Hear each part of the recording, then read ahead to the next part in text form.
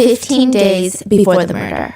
August 12th, 2021, dispatch in Moab, Utah. They get a phone call. Grand County Sheriff's Office. Hi, I'm right on the corner of Main Street by Moonflower, and we're driving by, and I'd like to report a domestic dispute. What were they doing? We drove by, and the gentleman was slapping the girl. He was slapping her?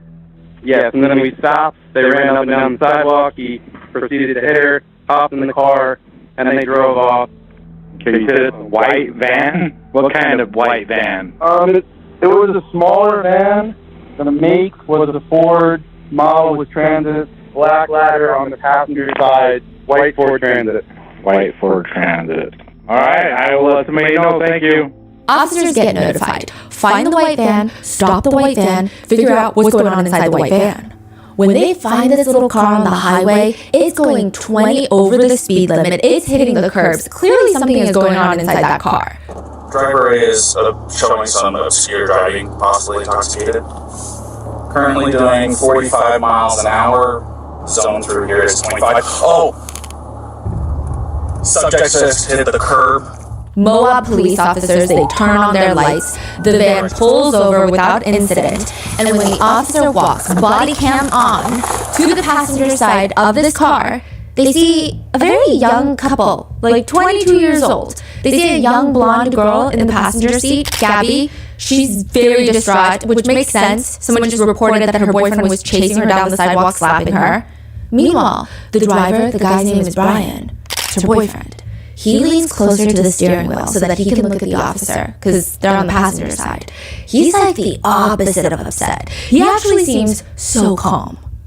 The officer says, Okay, turn off your engine, go ahead and set your keys on the dash for me, alright?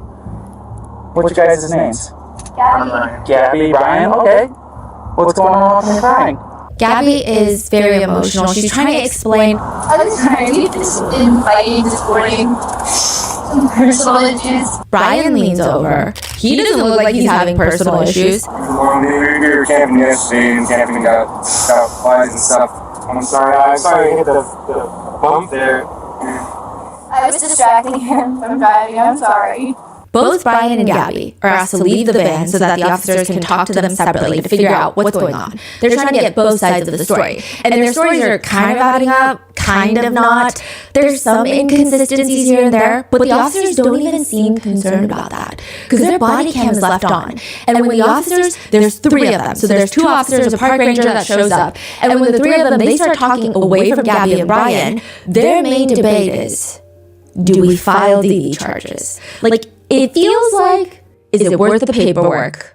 That's the feeling. I mean, they're trying to push the decision off to each other. It's up to you. What do you think? It's up to you. The main debate here is, do we take someone to jail? Do we book them? I mean, one of them says, She's got to be 105 pounds soaking wet, 22, full of anxiety, having a really tough time.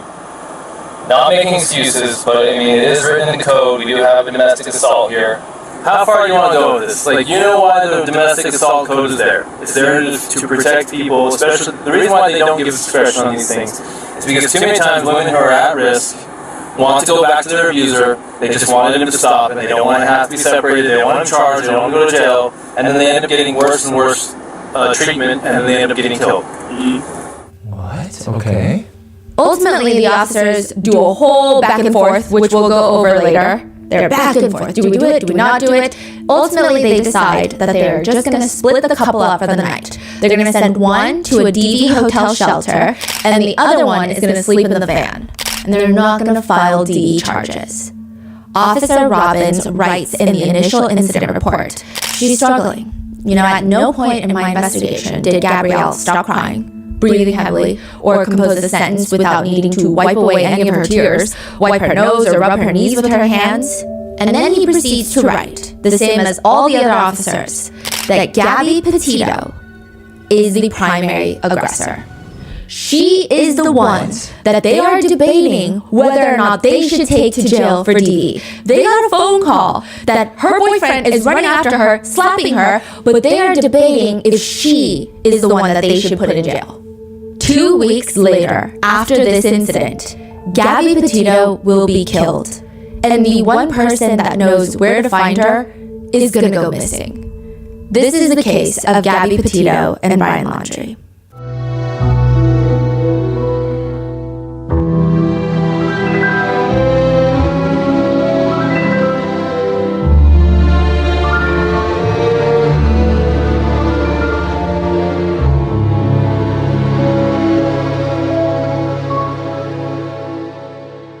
We would like to thank today's sponsors who have made it possible for Rotten Mango to support the official Gabby Petito Foundation. This nonprofit is dedicated to supporting missing persons, assisting survivors, and working toward a future free from domestic violence.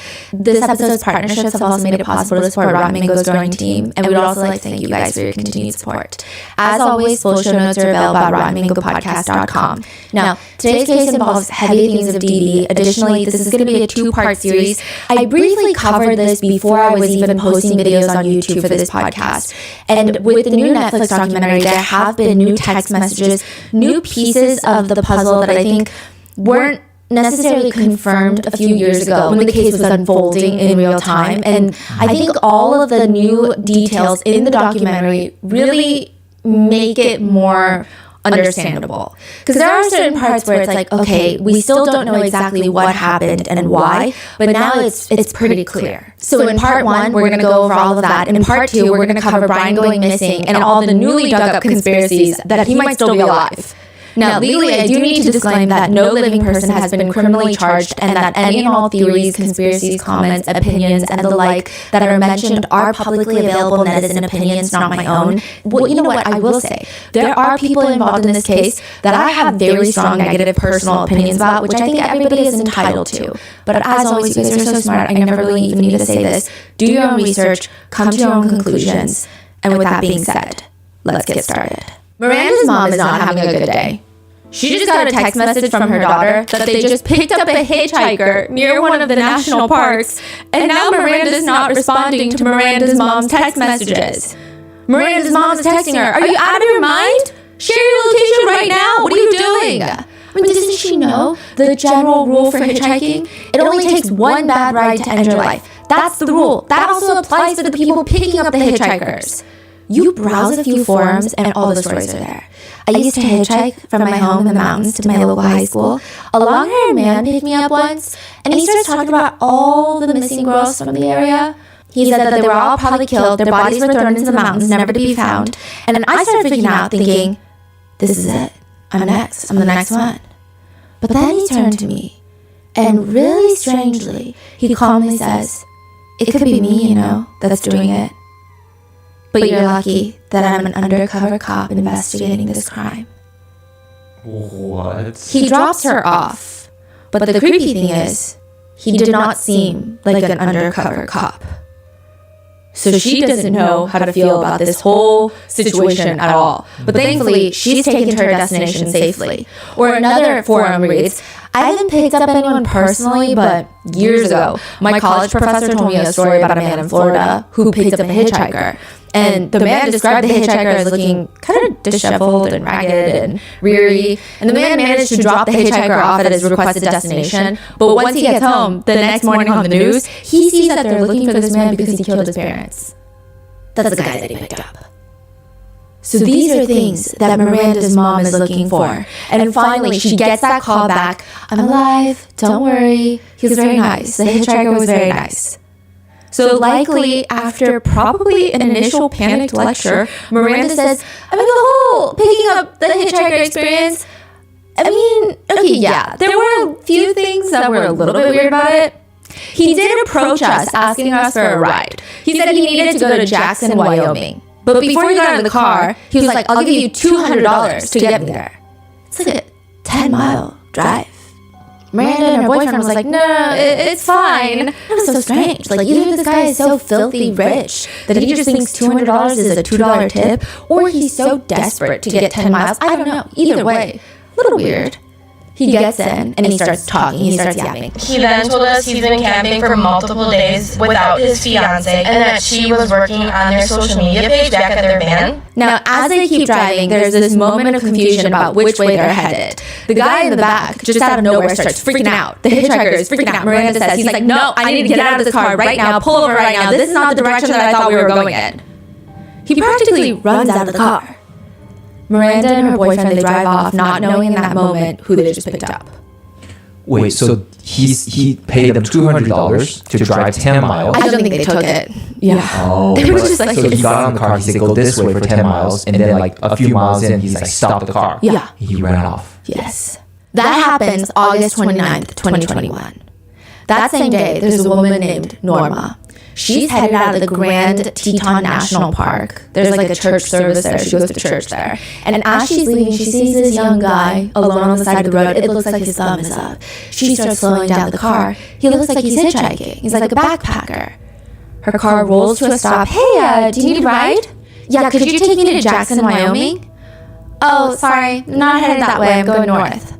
Well, could you at least take me to like the Spread Creek campsite? My fiance's there working in our van. Norma checks her clock. Probably a 10-minute drive. Yeah, sure. I'll take you there. Come on, hop in. So the man gets into the passenger seat. Norma quickly gives him like a one-over. She's studying him because she probably should. He looks mid to late 20s. A bit smelly. Maybe he's been hiking for at least a day. Maybe he camped out last night. That's the way he smells. She starts driving, and midway, about 5 minutes in, she makes this sharp turn into the campsite. She's got this book on her dashboard. It slides all the way off and lands directly on the hitchhiker's lap. She looks at him. He's looking at her. He smiles, picks it up from his lap, leans it, and puts it back on the dashboard.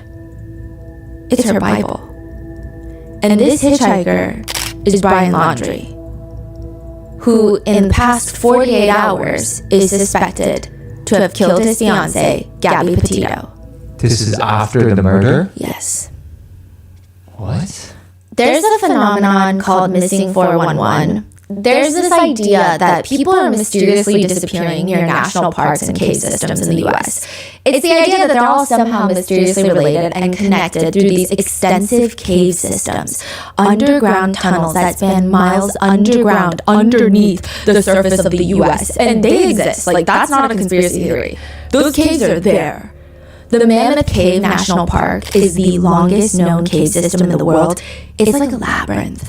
Some of them, you don't even know that there's hundreds of miles of mapped passages underground. You just have these weird steps leading into this tiny entrance that looks like a hobbit's entrance into the ground.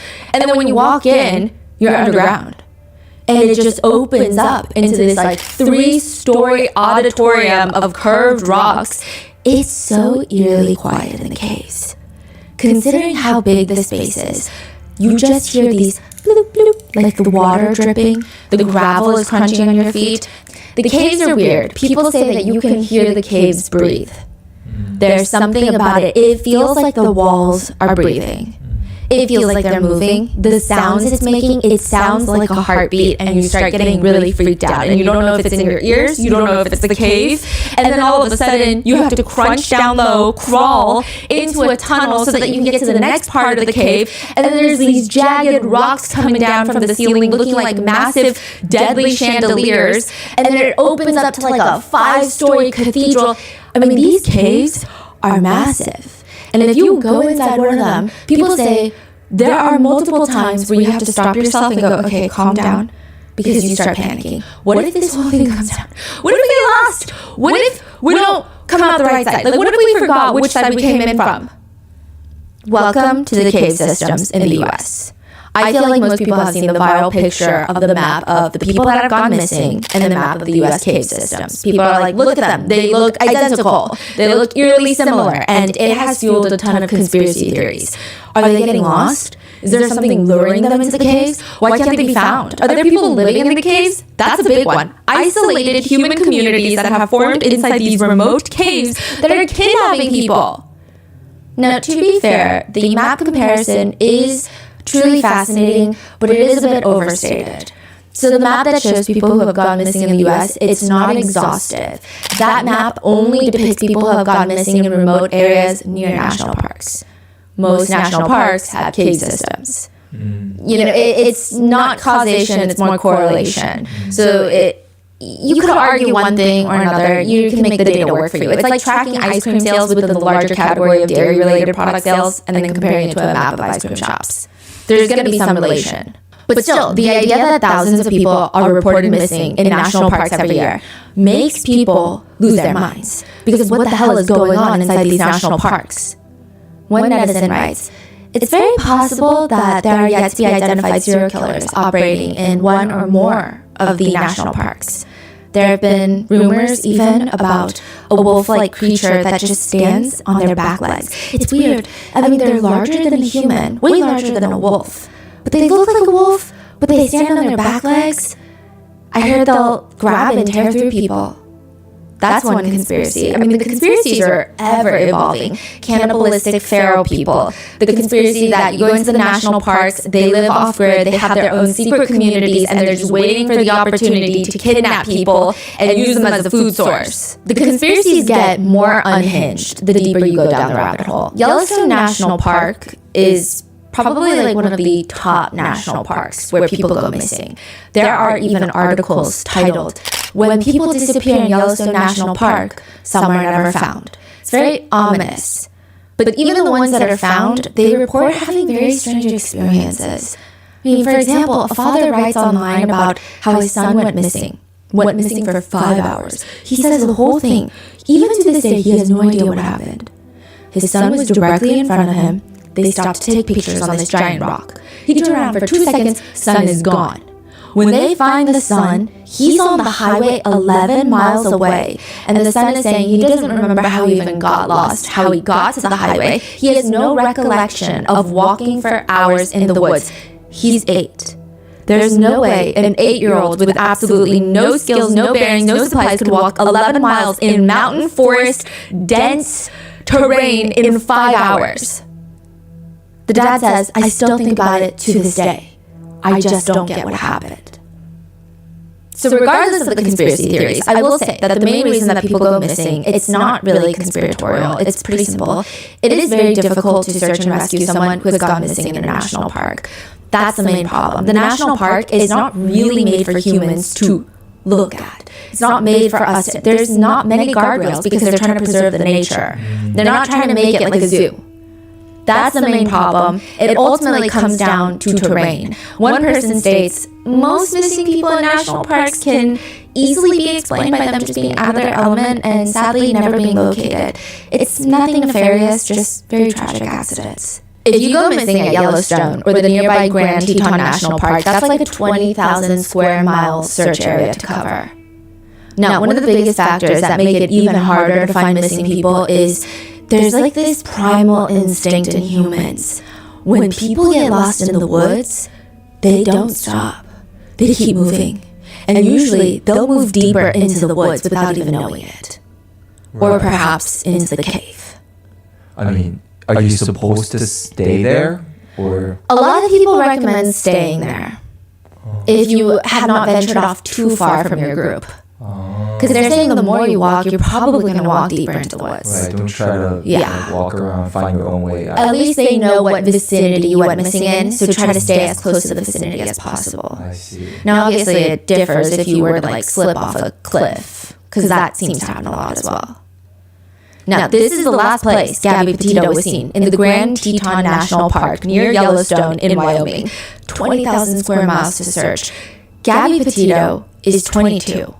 And the whole reason that she ends in Grand Teton is she's on this van life trip with her fiancé, Brian Laundrie. The plan is to convert the Ford white van, a small van, just big enough for a mattress. There's no kitchen. Like, you know those vans that have the bathroom? They've got the little kitchenette. Mm-hmm. It's not that big. It's genuinely a bigger SUV. You put the back seats down. You have a mattress in there. And the two of them are going to take this thing and they're going to drive cross-country, vlogging the entire trip for YouTube. Gabby's Instagram reads, along for the ride, traveling the world in our tiny van, art, yoga, and veggies. Brian's Instagram profile reads, Brian Laundrie, take a hike every day. Bug bites are better than being brainwashed by the media. Okay, that was out of nowhere. Nature enthusiast, taking on van life with Gabs Petito. Gabby's mom, Nicole, she's texting Gabby. September 1st. Hey, how's it going? Going to bed, wanted to say hi. No response. September 2nd. Hi, are you going to Montana? No response. Nicole starts looking at Gabby's social media, just trying to see. Her last post is August 25th. That was the last time Nicole FaceTimed Gabby. So from August 25th to now, September 2nd, nobody's heard from Gabby? She starts getting a little bit nervous. She's going into like panic mom mode. And Nicole said, but I thought I'm overthinking it. She's gotten a service. They're having fun. They're hiking. Just leave her alone. You can get back to me. She'll get back to me when she can. She's an adult. September 6th, she texts again. Gabby, I just got home from camping. I haven't heard from you. Love you. No response. September 7th. Hi, I know you might not have good signal, but I'm actually getting worried. I haven't heard from you in a while. No response. 2 days later, Gabby's mom texts Gabby's father, Joe, so they're separated. Hey, have you heard from Gabby?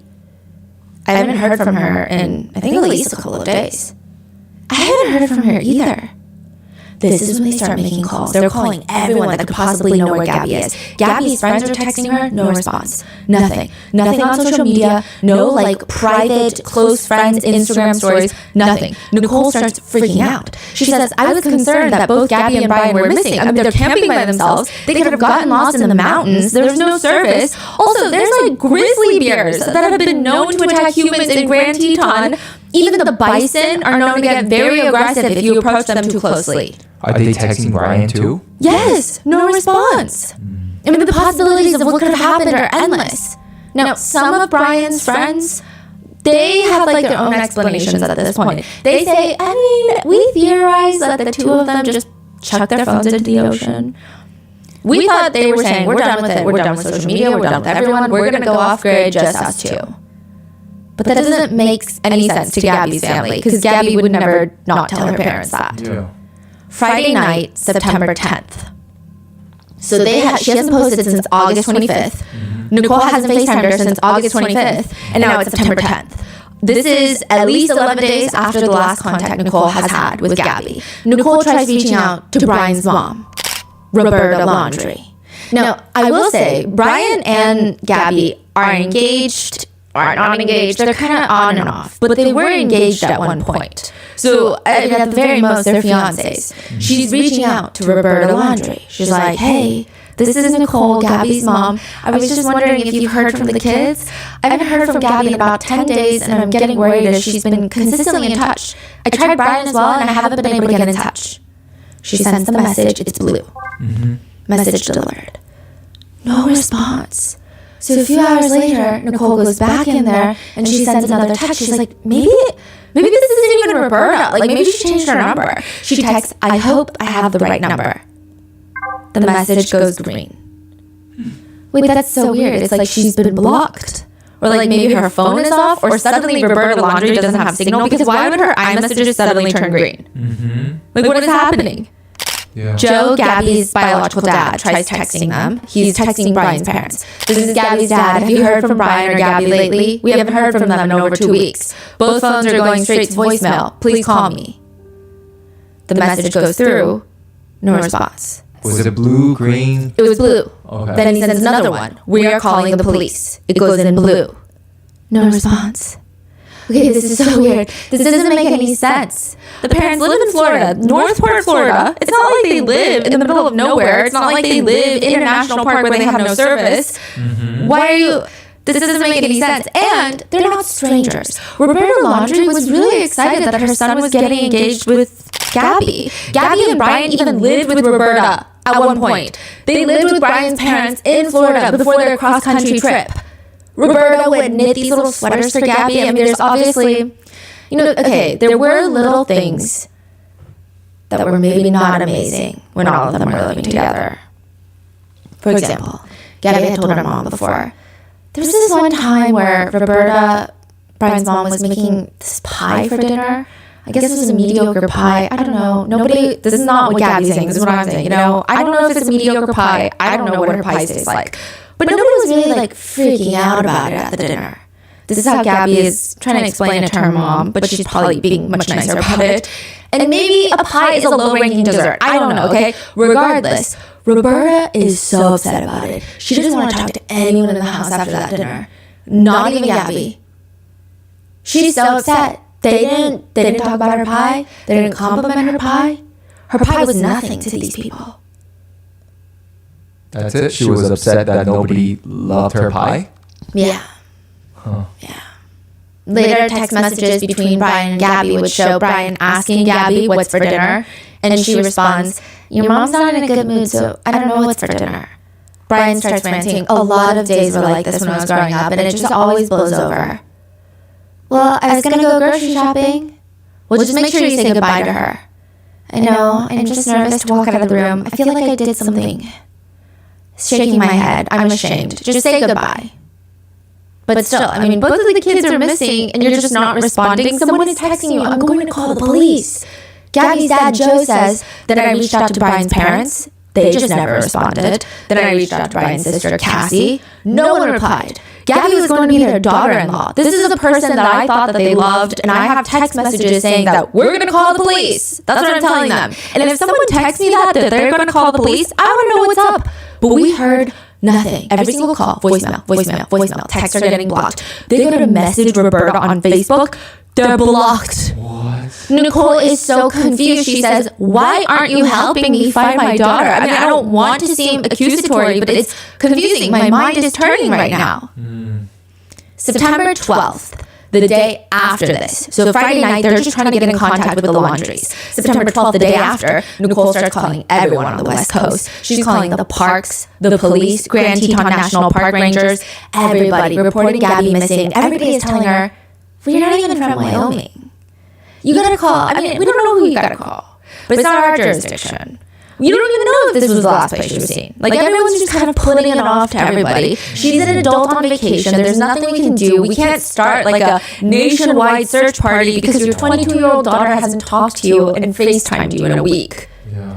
That's when Nicole calls the Northport police in Florida. That is where Gabby and Brian lived with Brian's parents before their cross-country road trip. She's explaining, I mean, I'm not sure if you guys can help just because my daughter lives there in Northport, but she's been on this, road trip in her camper van with her boyfriend. She's been off the grid for like 11 days straight, which is not like her, and I don't know what to do. The officers, they show up to the Laundrie house to figure out what's going on. The only thing that the police know, the only thing that Gabby's parents know, is that Gabby is not picking up, Brian's not picking up, and for some reason the Laundries are not picking up. Maybe they're busy, maybe they've been working, maybe they're out of town, we don't know. Police go to knock on the door.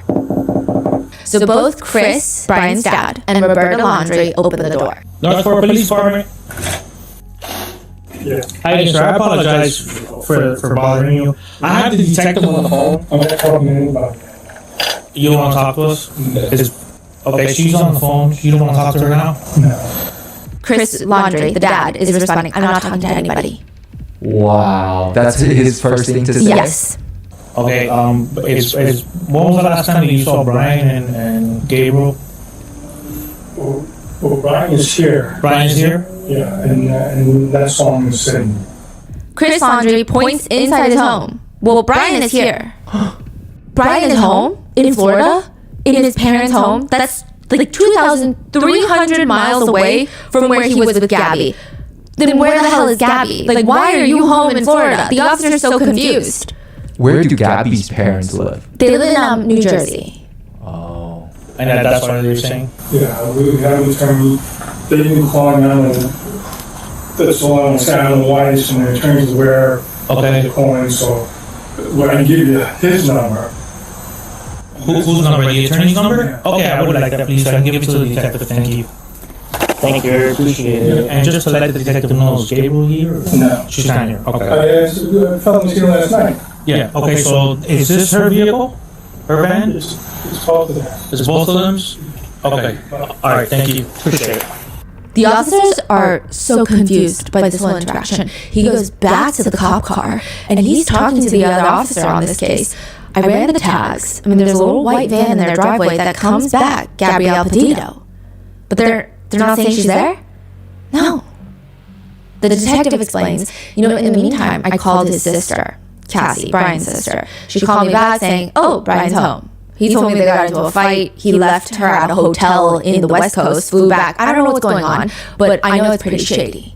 And they won't answer any of my phone calls. I'm starting to get a little, what are they hiding? Brian's sister is saying Brian is shady. No. Oh. The detective is saying, like the whole family is getting a little shady. I asked him just right now, like, who does that van belong to? And he says both of them. The other officer is confused, but it's registered to her, and her family feels like it's hers. So I don't know if that van's a crime scene, had it returned there, if he supposedly flew home. I mean, there's definitely some issues going on. Here's where I'm at, okay? I agree, everything is odd, everything is suspicious. I don't think that we have probable cause. I mean, the best I can do, maybe go down and try to see if they'll talk again. Another officer, the sergeant, goes back to the door of the Laundrie family home. Police department. To Chris? Yeah. Chris, this is Sergeant Sells with the police department. Hey, look, I hate to bother you. I know you've already said you don't want to speak or don't want to help us. I'm trying to figure out something for parents. You guys as parents, all they want is their daughter to know that she's safe. So I don't know where it all started before. I don't know what's transpired. I don't know anything about that. I'm here to know if you guys know anything. It would let the parents at ease and go from there. We don't know anything. Okay. I mean, anything that you guys would be able to give them is any type of help. Last time your son saw her, anything like that. They try to play good cop. Yeah. And the parents are like, nope. Nope. Am I able to talk to your son? The other officer said he's not going to talk to him. Okay. We're not going to talk to him. Okay. I mean, I'm gonna lay it out for you if you want. The New York detectives are a little pissed, and they want me to do a whole bunch of things that I'm trying to avoid. And you have to do what you got to do, and we're not going to stop. Okay. I mean, as a parent, you wouldn't want to know where it happened with yours. Same. Thank you. I mean, No. it makes it very odd, don't you think? From my point of view, Chris. Now, you could call our attorney and give your phone number. I don't have your attorney, and an attorney's not going to answer at 10, 11 o'clock at night. I'm not speaking to anybody. Yeah, we're not coming without an to attorney, so that's that. Yeah. Okay. So the van is only registered to her. Okay? Well, I'm not really sure. Well, I'm going to tell you. I'm telling you, the title on the state of Florida is it's only hers. So it's not supposed to be here. Okay. So I'm going to take a tow truck and get it. Is a car in the way? It's my car, I can move it. I mean, so you don't have any issue with us taking the van? If that's the thing you gotta do, you gotta do. Yeah. But right now, I'm not speaking to anyone. Yeah, without our attorney. Okay. You don't find that odd? That you guys really... They just start closing the doors on the officers. Good night, don't knock on my door anymore. As the police are towing the van out of the driveway, the tow truck driver, who's not a cop, he just works with the police, he even says on body cam, kind of weirded out. I don't even know what's going on. Really? Yeah. September 11th, Gabby's parents report Gabby missing. They find out the night of the 11th that Brian is home in Florida. And he has been there since September 1st. He has been there for nearly 2 weeks. He's been back home. Nobody has reached out to Gabby's family. In fact, they've blocked Gabby's parents. What could they possibly be doing for like 10 days or 2 weeks? They go camping. Yeah. Nicole says when authorities told her what happened, the detective said, Brian's there with the van, not Gabby, and he's lawyered up. He has a lawyer already. Nicole says, I never felt anything like that in my life. My body would not stop shaking. Jim is Gabby's stepdad, so she has a really beautiful blended family. So she has Nicole, her biological mother, which they really don't even like the stepdad names because they've all been in Gabby's life since she was like a toddler.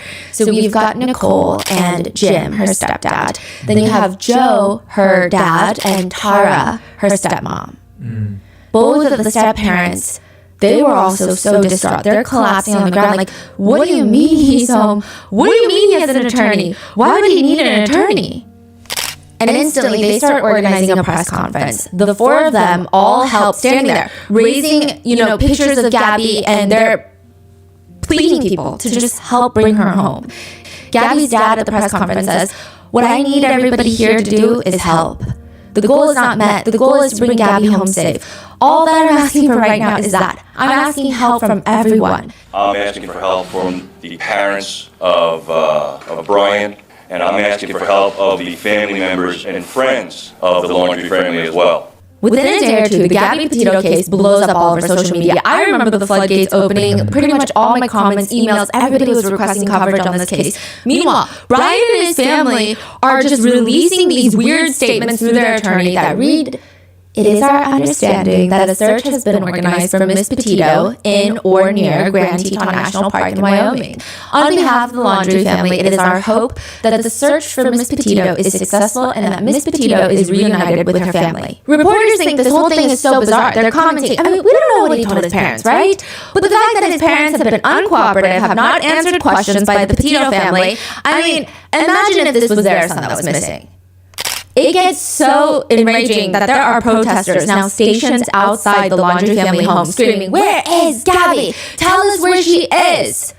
Also, the investigation is now what? All the way from Wyoming, where Gabby was last seen, all the way to Florida. Because it's proven that Brian drove the van back all the way back to Florida. He drove over 2,500 miles. Gabby could be anywhere in the country at this point. So people start digging. Netizens start going through everything that they can find online. They find Gabby's blog that was just posted days before she goes missing. The vlog shows it's her very first YouTube vlog. It shows her and Brian camping in their van, and it's a really aesthetic vlog. I mean, there's nothing abnormal. It looks like the ideal van life trip. You're saying this is like she just started this whole journey? Yes. The first video? Yes. And people are trying to figure out, how long have they been together? I mean, what do we even know about this couple? Gabby and Brian met in high school, but it wasn't until after high school that they started dating. Probably because in high school, it seems like Gabby was able to make friends very easily. Brian is, he's the guy that likes to sit alone at the cafeteria, and he likes things like, eat the spaghetti to forget your regretty. I mean, it's not bad or nefarious, it's just kind of random. A lot of people remember Brian in school as having, quote, zero friends. He liked movie quotes more than friends. He liked quotes that were deep and philosophical in his eyes, such as, "Through my indifference for people, I've been placed outside of their society. Now I live in a ghost world, enclosed in my dreams and imaginings." Also, he just looked 10 years older than he actually was. One friend of Brian said, "When I first saw him, another kid was telling me, like another one of my friends was like, that's an arc. That's an undercover cop. In our school, he's trying to narc on like anyone that's doing anything bad. This guy cannot be 16, he looks 26, he's an undercover cop." One friend from high school said they were both very different. So Gabby was very different from everyone, but in like the old soul way. She had a very peaceful, serene calmness to her. And she was very artistic, so she didn't fit in necessarily with like the very generic trends that we all love, right? She was just kind of doing her own thing. Brian didn't fit in for like his own different reasons, but it's not because he was necessarily this artistic soul. If you look through his Pinterest account, which I spent way too many hours doing, it seems like his focus on is more so wanting to appear like an artistic soul. He doesn't seem like a genuinely artistic person. So they're very different in their own ways, but I think the only commonality that they have is that they're both different from the regular crowd. A little boy that Gabby would babysit would say, Gabby was just someone that was living with rainbows. I don't know, that's the best way they can describe it. Whereas Brian is a loner because it seems like he just wanted to be a loner. And the very few friends that he spoke with, some of them said it felt like he hated the human species sometimes. I mean, who knows if this was planned by Brian or not, but the only things that initially bonded them together are they both like the beach, they both like Star Wars, they both like nature, and also Forensic Files, the TV show. Some people think that Brian specifically wanted to reconnect with Gabby after high school and made a chance happening occur, but that's just a theory. Just putting it out there. In one journal entry, Brian writes, "Life so far. We met at the start of high school, graduation. We found our lives going in different directions. After a few years and calls, we drifted apart. Years went by, but we still had those moments until one day our paths crossed entirely, unexpected by pure chance. But almost as if it was meant to be that we would find each other, to spend the next day together, and the next day, and the next day, and the next day." Where was this from? A journal that the FBI released in a vault. Document dump. Now, as for Gabby, a close friend of hers states that after she started dating Brian, she was actually getting bullied by all of her other friends. Which, yeah, I don't think they're good friends, but she says it was something about Brian that they didn't like her being with. Gabby was upset with it. I went through it with her and I was just like, screw them. They don't know you. Gabby's family also didn't really think that the relationship between Gabby and Brian was that serious. It wasn't until they see an Instagram post from Brian that they realized that the two of them were engaged. It was weird, but it wasn't like a raging red flag. So Brian never asked Gabby's dad for his blessing, which they were a little bit offended by. They were upset by it. And also the fact that they found out on Instagram. But when they called Gabby to be supportive, it seemed like she just didn't want people to know about it. And they thought it was weird. And she just kept reassuring them, no, it's because I'm young, you know? We're just like going with the flow. Like we're still young. I do think finding out about the engagement news on Instagram was probably startling for Gabby's parents. But I think the one thing is there was no engagement ring. So perhaps it didn't feel necessarily that set in stone. And I think that it's a very tricky balance of not trying to overparent a 22-year-old child and being overprotective and like freaking out. Like, what do you mean you're engaged? Versus just trying to be understanding. And I think that Gabby was very chill about it, is kind of how everyone describes it. So afterwards, Gabby and Brian decide that they're going to buy the 2012 Ford Transit Connect white van. They're going to design it, build it. They're going to make this so beautiful. This is going to be their van life. And it does appear that Gabby was willing to invest a lot more money on this entire trip than Brian was. She's working 50 hours a week at Taco Bell to save up money for this trip. One of Gabby's closest friends said she started working like 50 hours a week. She's like, I have to tell all the customers to have a taco-tastic day, and I love it. And I'm like, you're so weird, but okay.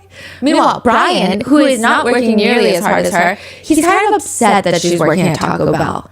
Gabby's parents didn't even know about this at the time, but Gabby's friend said, I mean, she would work, and then she would hang out with me. So this is a friend from Florida that she made. She like met this friend on Bumble Friends. Her name is Rose. And that is when Brian started feeling neglected and having this possessiveness over Gabby. That's what Rose says. In fact, he made her feel like shit that she was spending all of her time working at Taco Bell. He wanted her to spend all her time with him. He would text her. So it wasn't because of Taco Bell. It's just he doesn't want her to be working? So previously they both worked at Publix together, where it appears, the speculation is that at Publix he could control her or keep an eye on her. Whereas at Taco Bell he doesn't really know who she's talking to, who she's hanging out with. And then afterwards she's like, yeah, maybe I do want to go hang out with my girlfriend because I want to let off steam. I'm working 50 hours a week. Yeah. He would text her, this is in the Netflix documentary, I'll be happy when I see you, but I'm so pissed right now. I fucking hate that you ever worked at Taco Bell with all those lowlifes. She responds, okay, ... Well, I know, sorry. I don't know why you had to turn into one of them. Fucking disgusting. What does that even mean? I don't know. It seems like he feels like all the people working at Taco Bell are lowlifes and he doesn't like Gabby hanging out with him. There's really not even anecdotal evidence that the people that she was hanging out with, the people that she was working with were strange. By any regard, it just seems like he looked down on Taco Bell. He would even reach out to Gabby's mom, Nicole, telling her things like, Gabby's working really late every night and she's hanging around these people and they're bad people. Nicole said, I kind of believed it at the time because it just seemed like he was trying to take care of her. And it just seems that while she's at work, he would have these very frantic text messages that he would bombard her with. Sometimes it's the, I freaking hate the lowlifes. The next time it would be, please forgive me for calling your mom, but I'm fucked in every aspect of my life right now. I just wanted this week to go smoothly. I'm crying so fucking hard in the dumb bathroom typing this. Gabby doesn't respond. Brian texts back. And I know you love me and I'm sorry. I worry that you'll just leave. And it's just that I couldn't have my life without you. Finally, Gabby responds, No, honey, I didn't want you to be sad today. I love you so much. I'm sorry. I'll never leave. Brian responds, I'm crying right now. But it's okay. I was just saying how it was so crazy. I was alone for so long and I was so happy for now that I love you so much. Every second alone, I'm just stuck with the person that I hate. No hate. All love here. That's what Gabby responds. So a lot of close friends just started having this sneaking suspicion that he didn't want her to work and that she did, and he was mad about it. He always tried to get her to do what he wanted, and he wanted the van life, and he rushed it so that she wasn't able to work anymore. It seems like the van life is to get her alone. Meanwhile, Brian is not even trying to work towards this van. Like, he's out here selling his copycat art bookmarks for $4. He hasn't had a real job in months. And I say copycat art because he does a lot of tracing art. So I said that he seems like the type that wants to be perceived as artistic, but is perhaps not the most creative genius soul that ever existed on this earth, or like very far from it. Now, one of Gabby's closest friends, Rose, she said, you know, when we first started hanging out, neither of us had friends, she texted me saying, "You seem cool. I really want to be your friend. Can we be friends?" And I was like, yeah, I would be happy to be your friend. And we just went everywhere together. We would tell people that she was my emotional service human. I worked at Domino's as a delivery driver, and Gabby would sit in the car with me and ride around. So when I met Gabby, I was in one of the lowest points of my life. This is what Rose is saying. I just saw the bad in everything, but she made me realize that I should be seeing the good. I never had somebody make me feel so important, that like my life mattered. Gabby probably made Brian feel the same way that she made Rose feel, which is very safe, very cared for. But Brian doesn't try to appreciate it and reciprocate those feelings. It seems like he's so panicked that something is going to happen. He keeps bombarding her with messages all the time. "Hey, honey, I don't want to keep bothering you with my texting about how much I love you, but I really miss you. I'm sorry I've been so anxious. I'm really trying to focus on getting our life together so that we can hit the road. I'm definitely getting a lot done. Working on the van right now." If she doesn't respond right away, he'll text back, "Oh man, you took over the Spotify, but you can't text me back." So I guess they were sharing a Spotify where only one person can listen at a time. So he's like, "Oh man, you took over the Spotify, but you can't text me back. I miss you so much. You hurt my feelings." What? Gabby responds, "Sorry, I just got service back. I tried to text you. Please relax." The first strange thing that Rose realized, though, is that Rose and Gabby had the Find My Friend app with each other because they're like, "This makes me feel safer." When Brian finds out about it, he makes Gabby delete it. And Rose thought it was weird, but she says, "I didn't push the issue because I didn't want it to cause an argument with him. He was always worried that she was going to leave him. It was like a constant thing to try to get us to stop hanging out. He would demand that she be home for dinner. And then often he would cut our hanging out time short. He would demand to pick her up from my house, even when I had a car and I offered to drive her home." And then finally one day, Gabby tells Rose, "Brian wants to meet you." And I was like, "Oh, okay. You know, we were all going to go to the beach together." And he kind of just like sat back there and read his book while Gabby and I hung out. It felt weird. It felt like a parent was watching us on a play date. It was very weird. Apparently he had set up a hammock just like behind them. Like a supervisor. Not next to them, not near them. Because I understand if you're like, "Oh, we don't really have much to talk about. We're at the beach. I'm going to read my book." There's a video clip of it. He's just, I want to say, like 100 feet away in his hammock, just watching them. Wow. And reading his book. But, I mean, Rose says, yeah, it was like a play date. It was weird. But he was very nice. I do remember coming home and saying to my mom, she was like, "How was it? How was her boyfriend?" And I was like, he's a really nice guy. I don't know. There's just something off about him. And that just started becoming more and more clear as our friendship progressed. But the most alarming sign, Rose says, is one night, Rose and Gabby, they make this whole plan that they're going to go line dancing. Girls' night, they're going to go to the bar, line dancing. What's line dancing? Like country dancing, almost. Oh, okay. It's not like, and even if it were, it doesn't matter, but I wouldn't say it's very sexy dancing. It's like fun, you know? So Rose is waiting for Gabby. Gabby's 30 minutes late, and then she's an hour late, and now she's an hour and a half late. What is taking her so long? Rose is texting Gabby and she gets this long-winded response that just doesn't even make sense. She said that she was driving towards Rose's house, got near Rose's house, and then realized she didn't have her ID. But she needs her ID to get into the bar to go line dancing. So then she went back home to get it. But again, that wouldn't have taken that long. But Gabby is explaining, but oh my gosh, sorry, I was fighting with Brian. I'm hurrying though, I'm on my way. He stole my wallet. I'm literally crying. I don't know why I'm crying. I'm sorry. I really am on my way though now. And Rose said, Brian just took her ID so that she wouldn't be able to come out with me. Brian did not want her to go out, so he took her ID. And she was hysterical. She was upset, and she just kept saying, like, we were fighting. And I'm like, but why? And she just would start sobbing. Again, no explanation. And I'm like, this doesn't make any sense.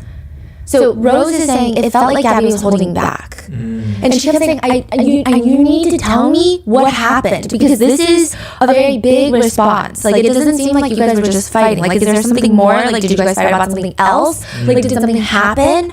But Gabby would not open up. Now, obviously, okay, side note, here's the crazy thing. A lot of people were dogging on Rose for the longest time. When this first initially, this case was breaking out and this was progressing and everything was unfolding in the public eye, a lot of people were accusing Rose of not doing enough to help Gabby, or people were even coming up with these insane conspiracy theories that Rose was having an affair with Brian. That's crazy. But also, just think about it. Like, nobody in Gabby's life really knew what was happening. And that's the scary thing about domestic violence. Like, that's not a one-off thing. That's typically how it is. That's why it's so nefarious. And even with something like this, I'm sure if Gabby had marks on her face after this, Rose would not be like, no, you need to tell me what happened. But I'm just trying to put myself in Rose's situation. If that was my girlfriend, I would think, maybe the fight was deeper than that. Like, maybe there was something sensitive that they talked about that she doesn't want to open up to me about yet. Like, I don't want to push her too much because then she's going to close up. Yeah. If I don't see marks, I don't know if I would ask her, like, did he hit you? Did he touch you? Like, I don't think that I would, you know? Now, later, especially if Brian was not showing any of that to Rose prior, which he wasn't. He wasn't showing that to anyone. Now, later, texts between Gabby and Brian will show her feeling extremely frustrated with him about this. She texts him, don't try to control me because it makes me so mad. I love you so much, but it's the way you speak to me that hurts me the most. Rose says, I mean, obviously hindsight is great. Hindsight is 20/20. So probably in hindsight, it seemed like he was just very jealous. Honestly, like a jealousy problem, which I understand because you look at Brian and then you look at Gabby and you're like, Gabby could have anyone in the entire world. That's what Rose said. Speaking of jealousy, this is the same guy that sends messages to friends that are girls on their birthdays. And the way he's like flirting with these people is crazy. So she was actually in the Netflix documentary, and a lot of people are also coming up with conspiracy theories about her. I don't know. I think that it could be the editing of the Netflix documentary. I think that it could be the fact that she is there to be the perspective of Brian's friend. It seems like she was friends with both Brian and Gabby, but she was probably closer to Brian. And I think the stories that she shares, some people were trying to make it seem like, oh, she's obsessed with Brian, like she wants to date Brian, she's jealous of Gabby. Perhaps she's just trying to show the side of him that seems very loving to make people realize this is what he does. Like for her birthday, he would send text messages like, it's National Bluebird Day. The bluebird is known for its beauty and the joy it brings through its song. Like how Doris Day sings in her classic Bluebird on your windowsill. There's a bluebird, there's a rainbow. The rainy days may come and go, but the clouds will roll away. Don't sweat the small stuff, Bluebird. Happy birthday. This is not while they're dating, right? With Gabby. This is a little bit prior to when they're dating. Now, it sounds very intimate, especially because this is the same friend that he once built a desk for. So he was staying over at her place, and she had a desk that came in, so they're building this desk together. She doesn't think much of it. Later, she opens a drawer in the desk, and she sees this little note. It reads, "You are either my best friend or the love of my life, and I'm too dumb to tell the difference." Okay, I thought this was insane in the documentary. I know some people took it and ran with it, and I saw TikToks that were like, you could never get me to admit something like this on national television. I don't think that she's sharing this story in like a, look at us, we had a thing kind of way. This is the way he writes is very poetic. I think that he's very easily the type to write these very elaborate prose, poems, letters to really romanticize a relationship. And I have done some research of abusers that will try to romanticize the relationship, so it almost seems like, no, the abuse is like so difficult because love is hard. But we have to, our love is like one of a kind. That's why it's harder than everybody else's love, and nobody understands it. Yeah. Yeah. And like just the way that he writes this letter, leaves it in the desk. Yeah. It seems that, no? Yeah. Wow. But he's very possessive, compulsively jealous of Gabby. And while there's these red flags, it doesn't seem like the red flags are glaring enough for everyone to do anything. Everyone just tries to tell Gabby, just take it slow. You're young. He does seem a little jealous, maybe a little controlling. You're 22. Like, do what makes you happy, and we're going to support you. That is what Rose tells Gabby. Rose says in hindsight, she's trying to describe the way that Brian treats people. She says, it can make you blind to see, oh, he was just making you feel unworthy of his love, just for him to turn around and be like, look what I did for you. Because she's saying, like, there's so many moments where he's cooking breakfast for her, he's doing all these things for her. Even during the new Netflix documentary, there's vlog footage that's been released that I've never seen before. Gabby is constantly apologizing to Brian for things. She's crying, she's blaming herself, she's putting herself down, saying that she sucks at this, she sucks at vlogging, and Brian does nothing. Who's vlogging this?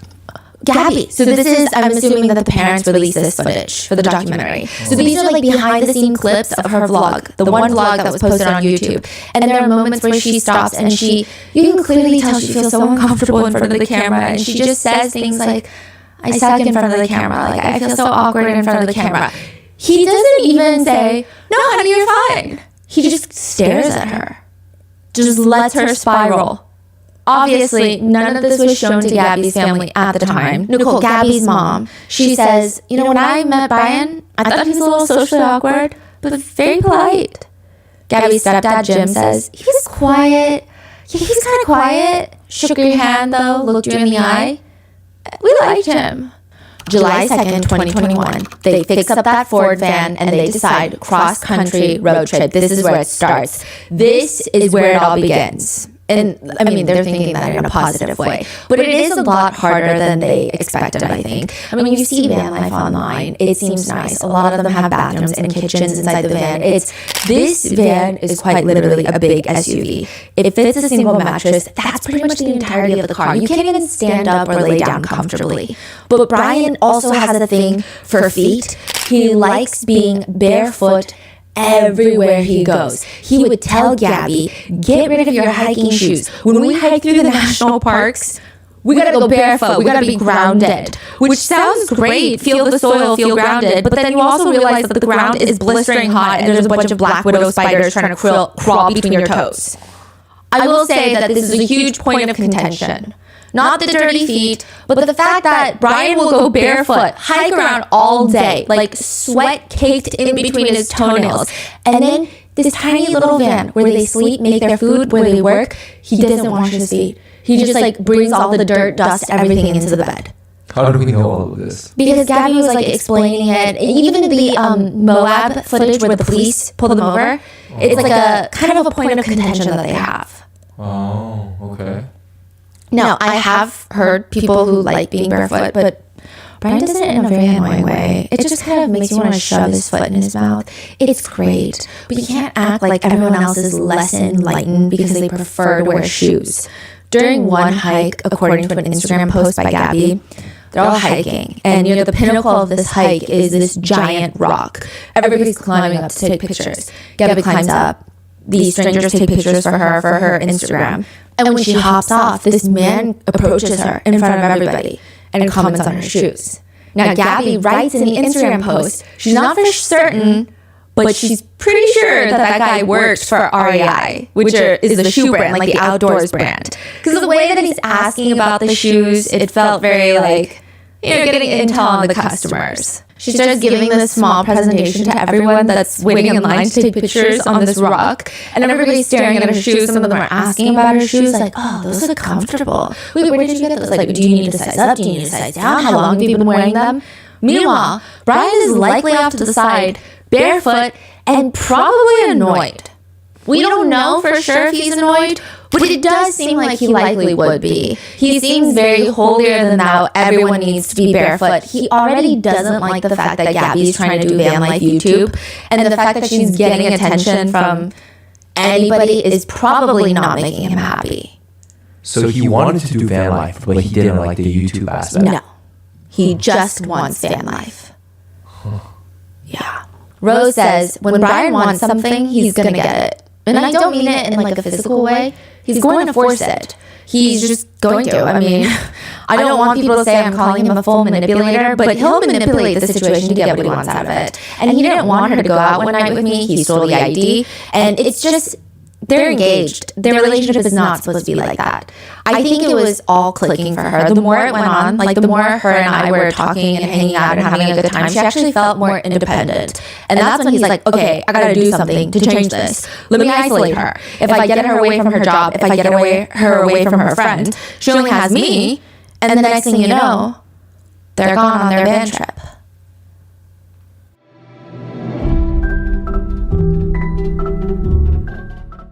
Every entrepreneur dreams of success, but here's the insider secret. Selling isn't just about what you sell, it's about how you sell it. When my family and I sold Grandpa Mingo's limited edition art pieces, we were at a complete loss, trying to figure out an online point of sale. How do we ensure that the checkout is safe? How do we ensure that the customer's credit information is protected? Thankfully, we had the ultimate behind-the-scenes partner with the #1 checkout experience on the planet. Shopify removes every possible friction point between interest and purchase, plus their not-so-secret shop pay that boosts conversions up to 50%. This means fewer abandoned shopping carts, more successful checkouts. Shopify simplifies your commerce and amplifies success. The bottom line, businesses that sell more sell on Shopify. Upgrade your business and get the same checkout Selena Gomez's Rare Beauty uses. Sign up for your $1 per month trial period at shopify.com/rotten, all lowercase. Go to shopify.com/rotten to upgrade your selling today. Shopify.com/rotten.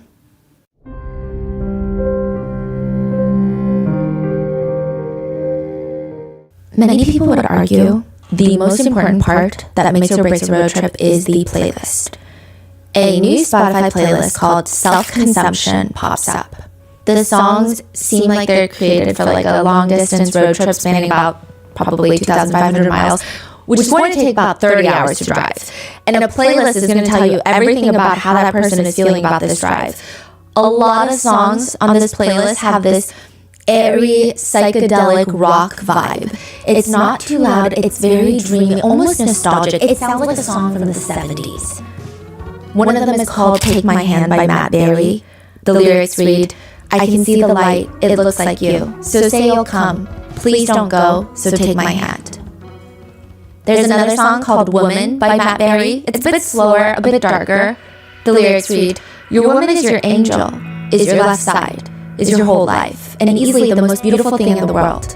She will soothe you, she'll accuse you, she'll confuse you, she'll lose you. She's dangerous, she's courageous, contagious, she's ageless, and could be the last thing you see on this earth.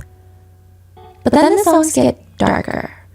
There's one called Superorganism. The lyrics, I think, in any other situation would be fun.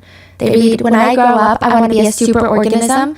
Come on, give it to me, put your mind in my brain, and you'll see everything is better when you're everything. I mean, the song's pretty upbeat. I mean, another lyric goes, oh, just relax, just relax. Our ride must still be wet, I bet. Too much honey will put you in debt. Stop giving yourself a cold sweat, so just relax.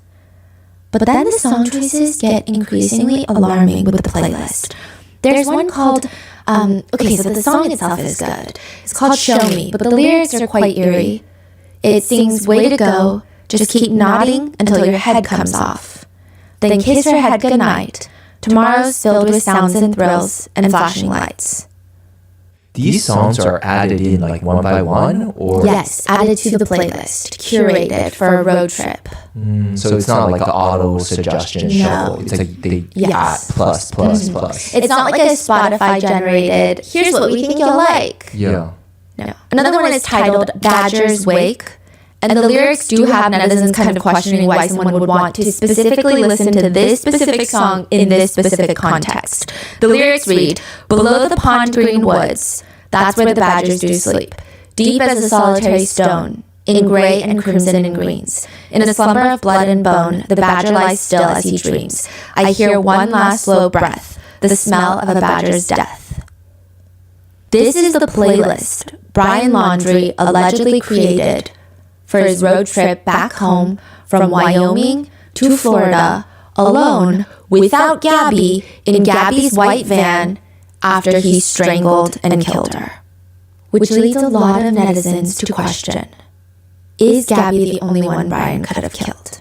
When this case was unfolding, this was a huge question. Everybody, there were so many theories. Nearby in Moab, Utah, which is where they were stopped by the police.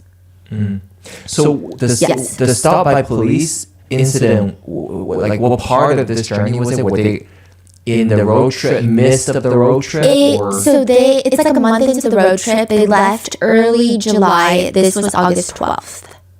And then she will be missing, technically August 27th. So in 2 weeks. Yeah. Okay. Now, in nearby Moab, Utah, 2 women were found dead at another campsite. They were partially unclothed and shot in a campground. Kylan Schulte and Crystal Beck. The 2 were married and they both worked at the same place. They were actually both found in a campsite in the mountains that Brian and Gabby were believed to have visited. So according to friends, Kylan had told them that if they were going to die, if something were ever going to happen to them at this campsite, it was murder. That there was this creepy guy lurking around their campsite. So a lot of netizens, of course, they start theorizing, wait, Brian and Gabby were in Moab, Utah around the same time, which means Brian could be responsible because there is a connection here, right? Also, the connection gets deeper. Kylan worked at Moonflower Co-op. Kylan and Crystal actually observed they saw Gabby and Brian getting into an argument outside the Moonflower Co-op. It's like a restaurant. And she actually told her father about it, describing Brian as being creepy. And then later she tells her friends that there's a creepy guy hanging around their campsite. Some people on the internet start speculating their theories, start just kind of rabbit holing. I mean, maybe they all ran across each other on the trail. Maybe Gabby starts getting close to the couple, perhaps even forming a bond of friendship. Brian sees it as a threat. Maybe this is her way out. Gabby thinks, I'm just going to leave with this couple so that I can maybe go back home. He's got to eliminate the potential threat. Others write, I personally think Brian was hitting Gabby and the couple saw and wanted to do something, and then Brian killed them out of anger. They were killed in Moab, Utah, August 14th. So that's 2 days after Gabby and Brian were pulled over. Wow. In the same city. And they saw Gabby and Brian fight at the Moonflower Co-op. A statement is released by the FBI stating that Brian was not involved in the 2 deaths. Ultimately, a man named Adam, a former co-worker of Crystal, confessed to the killing of the couple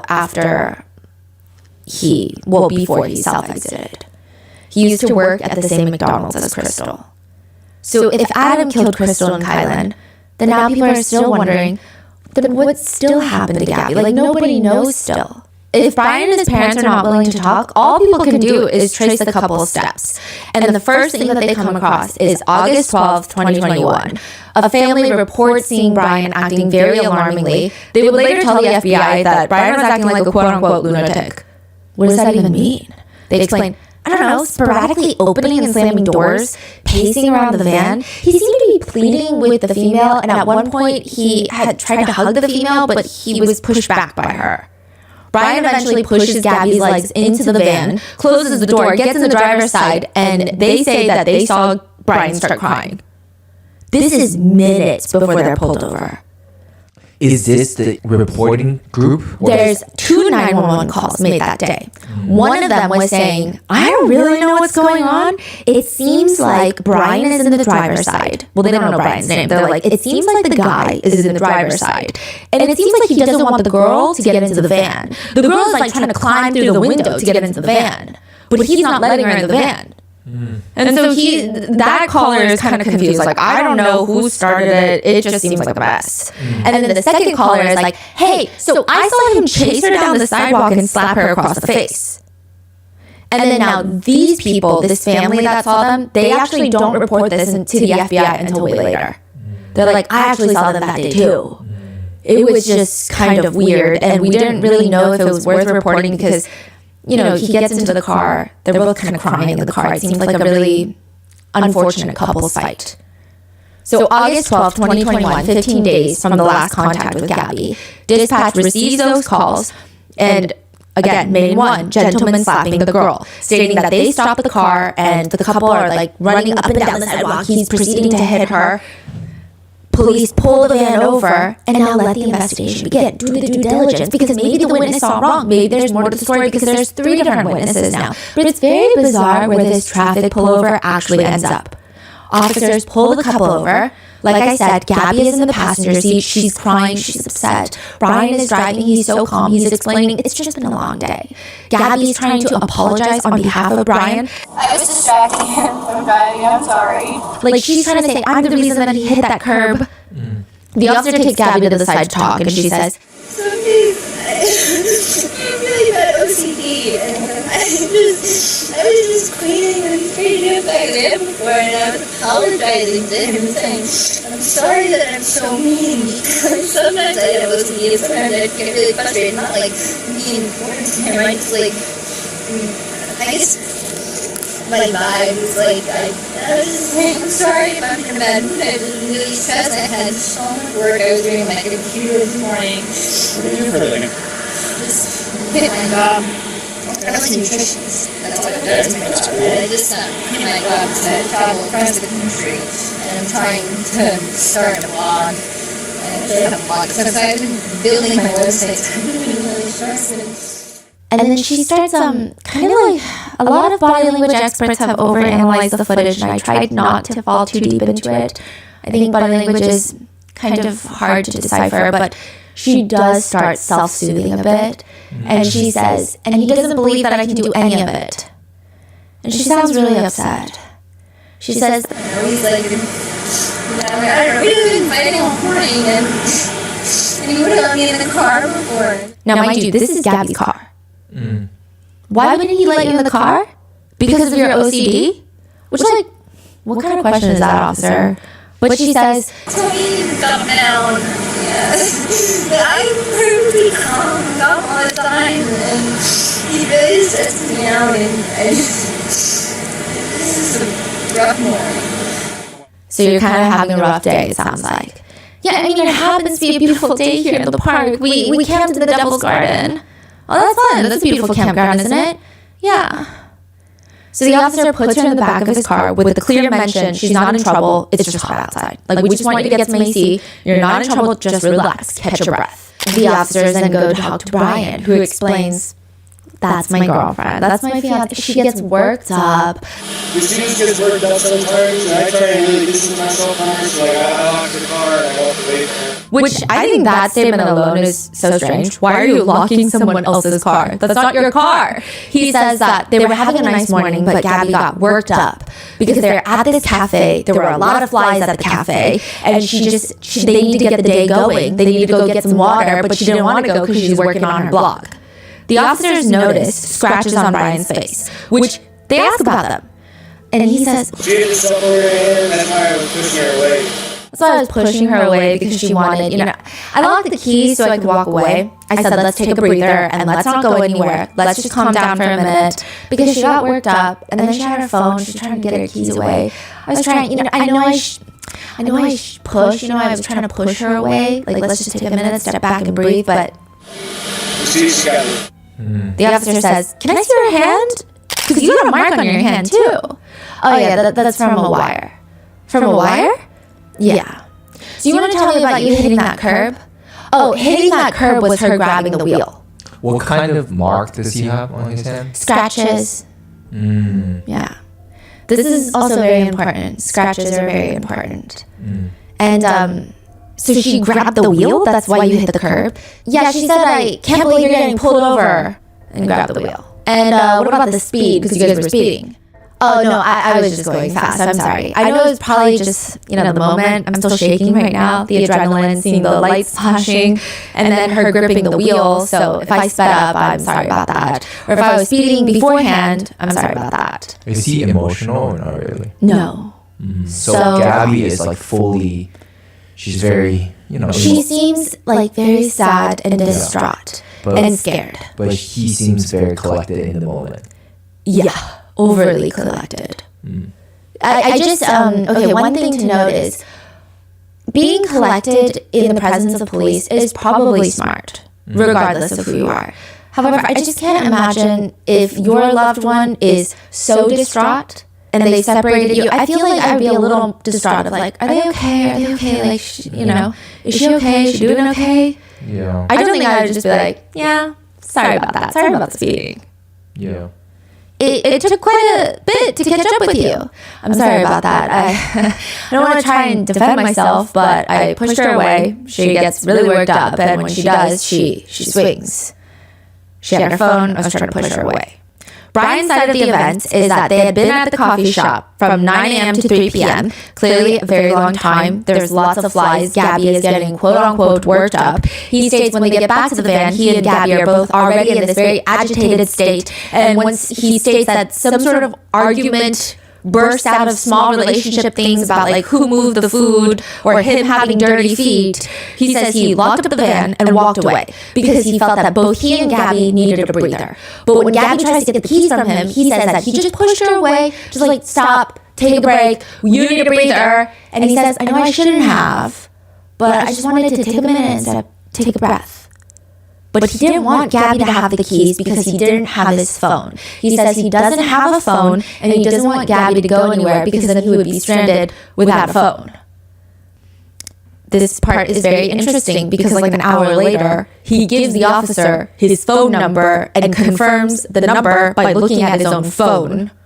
Which is interesting considering, didn't he just say he doesn't really have a phone?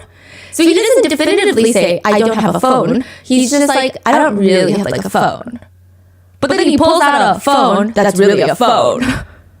That is a crazy bold-faced lie. Yeah. That he just pulled out on the spot. And the officers just don't care. Wow. The Moab investigative report says, again, this is coming from Brian, that when Gabby tries to get the keys from him, he says, he was yelling, back up, get away. Brian said he was trying to calm her down and pointed out to Gabby that everyone's watching. This thing was so insane to me that the police were like, oh, that makes total sense because I too get more calm when everyone says, hey, calm down, everyone's looking at you. The report further states that Gabby tells the police that she hit Brian first. Now, the way that, and okay, being very careful with my wording here, I think that DV goes both ways. I think that there's lots of situations where someone who is physically weaker can be much more physically abusive or can be much more emotionally, psychologically abusive.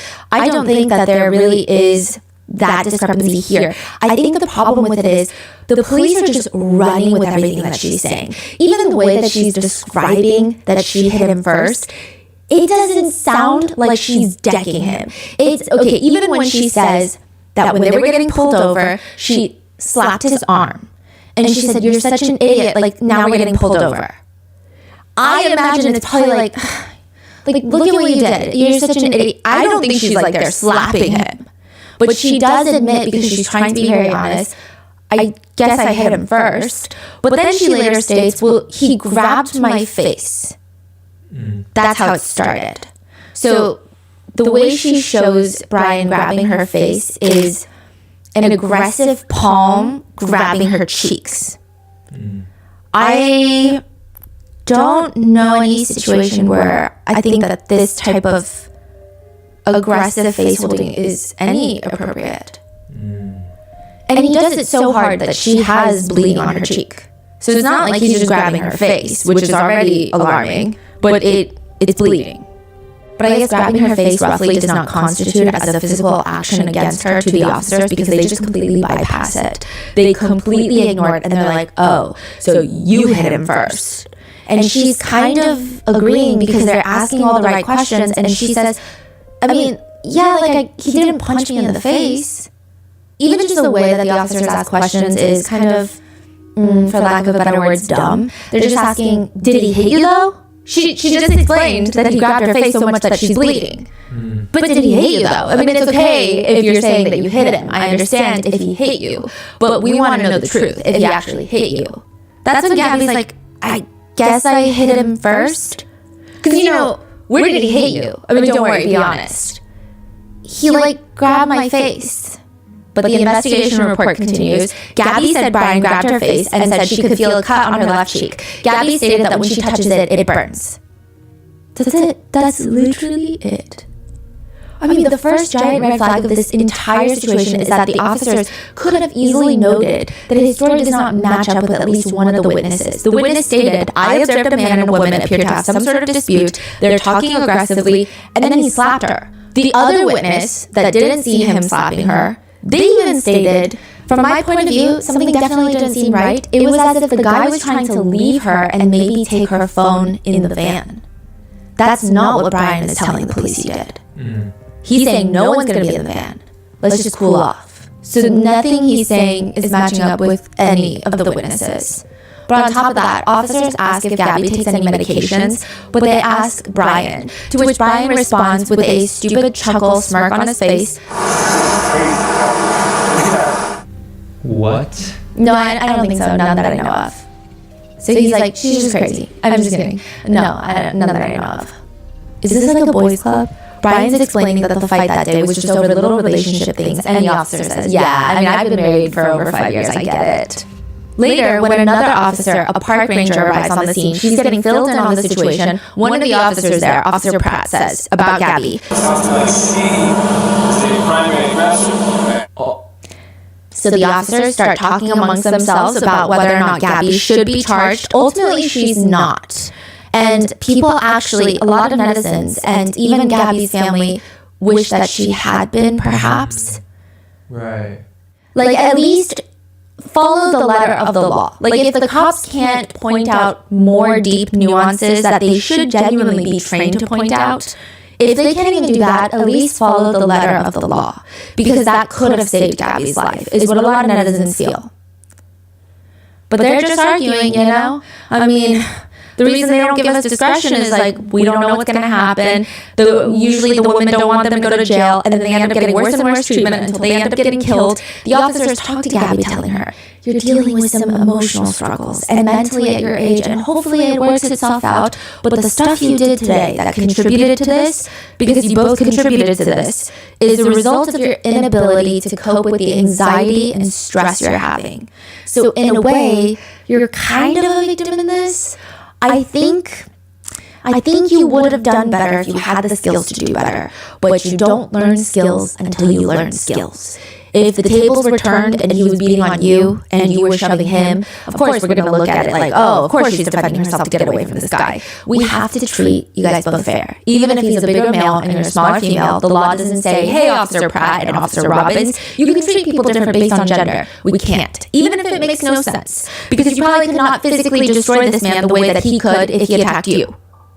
But we can't treat you different. At one point in the interaction, the officer tells Brian straight up, you're the victim of domestic assault.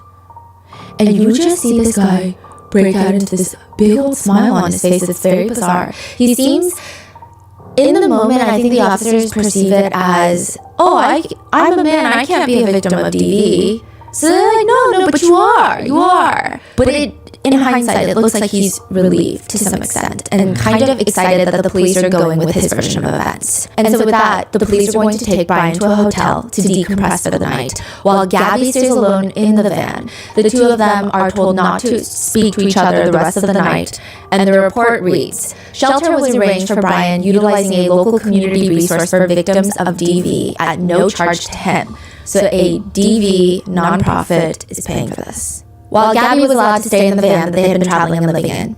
And the reason that they go with this, from my opinion, it just seems like the officers don't want to do paperwork. One of the officers looks at the other one and says, look, another option is not charge them, but we separate them for the night. Another option is to not charge them and separate them for the night. If they find themselves together again, one of the two, you separate them. You provide for safety. If he didn't have enough sense to stay away and you got separated, it's on him. Go full, or nothing, or in between and separate them and kind of give them the nod, the wink, like, hey, it's up to you. That night they are separated, but they end up calling each other and reuniting that night. Now, side note, Gabby's parents were called. Gabby called her parents, and it probably appears that she didn't tell them the full extent of what was happening, and I think that she didn't even know the full extent of what was happening. I think that a lot of reasons that this has become such a big case for DV is when you watch the footage, the way that she takes on all the guilt is very common in DV situations, but people just don't realize it. Yeah. So I'm sure she's relaying similar information to her parents. Her parents still told her, we're going to buy you a plane ticket right home right now. Leave the van. We'll ship the van back home. But she declined. And later there will be an investigation into the way that the Moab police handle this. One investigation into this states that the officers seem to be working in complete confirmation bias. They're just so focused on Brian being the victim. They take so many pictures of Brian. They're like, lift up your shirt. Let's make sure you don't have injuries under your shirt. What about your hands? What about your face? They do everything. There's not one single picture of Gabby's face injuries, of where he's just grabbing her face. But somebody saw he's slapping Gabby. Yes. The police do not go and find that witness. So they're supposed to talk to all the witnesses. They don't go and interview that witness until much later, until the case blows up. And just to show you how nuanced and biased this entire, in my opinion, this entire incident was, another officer writes in his report about it that there were aspects in the statement that were inconsistent with Gabby's story. The report reads, not consistent with Gabrielle's statement, further suggesting her confused and emotional state. The part that they're referring to is that Brian claims they swerved on the road because Gabby pulled the steering wheel. Gabby states she never touched the steering wheel. She's like, I would never touch the steering wheel. When the flashing lights came on, I did kind of slap his arm and I was like, you're such an idiot. Like, it was more of like, you're an idiot. Like, now we're getting pulled over. She's like, I did not touch the steering wheel. Did you grab the steering wheel and like swerve or anything like that? They write that because she does not admit to touching the steering wheel, she's like a confused and emotional state. She's not a credible witness. So they're just taking Brian's side of the story truly as the truth. They're basing her story off of his. They're like comparing them two, with Brian as the truth, and let's see if Gabby matches up. That's not how an investigation works. Later in the body cam, the two officers are even talking about the inconsistency. So they're like, so did he tell you why he said that he grabbed the wheel and turned it really hard? She said she was hitting him in the arm. They're like, oh, okay. The officer's like, wait, maybe that makes sense. Maybe she didn't grab the wheel. Sounds legit. I mean, I'm sure if I'm driving and my arm is on the wheel and I'm getting hit on the arm, I'm probably pulling on the wheel. He's probably trying not to say that he hit her because he doesn't want her to get charged with assault. I listened to that like 30 times. He does say he's probably trying not to say that he hit her. But I think he means to say he's trying not to say that she hit him. Because he doesn't want her to get charged with assault. Okay, so they missaid. Yes. So they're like, oh, Brian is saying she grabbed the steering wheel because he doesn't want to say that she physically assaulted him so that she doesn't get charged. So he made up this cover story. Again, why are we creating these complex narratives for, like, what is happening? And they keep patronizing Gabby. Gabby's clearly emotional and upset. And one of the officers even makes comments that Brian seems pretty patient with her. Yeah, even though Gabby is telling them that she's just trying to get Brian to stop telling her to shut up and stop being mean to her. And that he gets really frustrated with her with very small things. And the officer is like, he seems very patient with you. It's crazy because, you know, like they got these reports saying that, hey, a man was assaulting a woman, right? They showed up at the scene, they see a woman that's frantic and a man that appears calm. And they instantly believe a story that this woman is frantic and crazy and hitting him, and he's like, yeah, I get it, like, you know, she's crazy, but, you know, I'm sorry, bro, you're a victim. Yeah. It sounds like they're dumb, they're undertrained, and they have their bias towards DVs. And so one of them was actually accused of DV, one of the officers. Yeah, that makes sense. Which we're going to cover more in depth in part 2 with a $50 million lawsuit. But That's crazy, that. Yeah. I mean, just the line of questioning that they have with Gabby, they're asking her things like, but you tend to have a lot of anxiety and stress. And she's like, a lot of anxiety. And he's usually pretty patient with you? Yeah, but I know that he definitely gets frustrated with me a lot. And she's just trying to explain, it was just a silly argument. We were just going to go get water. And the officer's like, a silly argument where it came to putting hands on each other and he's got marks? Silly arguments don't involve hurting each other. I know you didn't, that wasn't the intention, but silly arguments shouldn't go that far. Meanwhile, they apologize to Brian, and they tell him, I'm not going to try to sit here and give you like, no, you've been on this almost as long as what I have. There's nothing I can tell you that's going to really make a difference, but at the end of the day, I'm sorry that this happened. I'm sorry that it went to this. And Brian tries to reassure the officers. She was, I don't even want to say, I mean, she was already swinging on me. Multiple hands swinging, lots of hands, lots of nails, lots of rings. She has a lot of nails on her rings.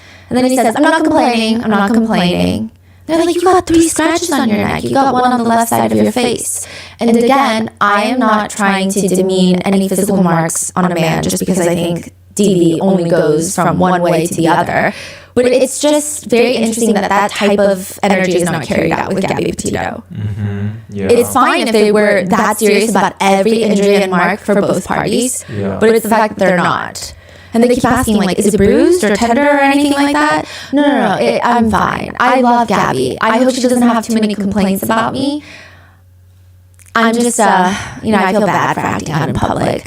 I was just trying to be loud, trying to make her calm down and be like, look, everybody's watching, just back up, get away, just give me some space.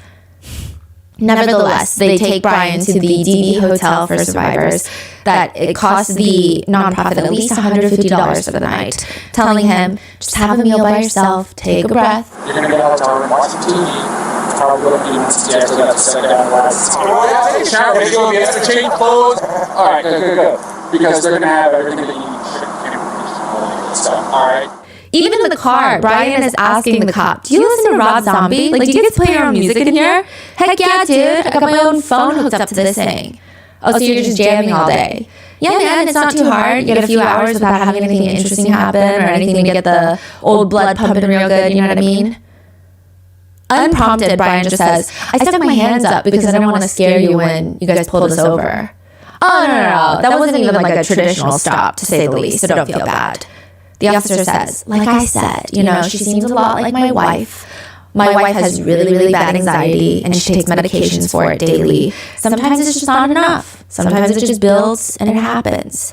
Then he says something that even if this is true, just like as a wife with anxiety, I would feel really gross if my husband ever talked to someone like this about me, even if the intention is helpful.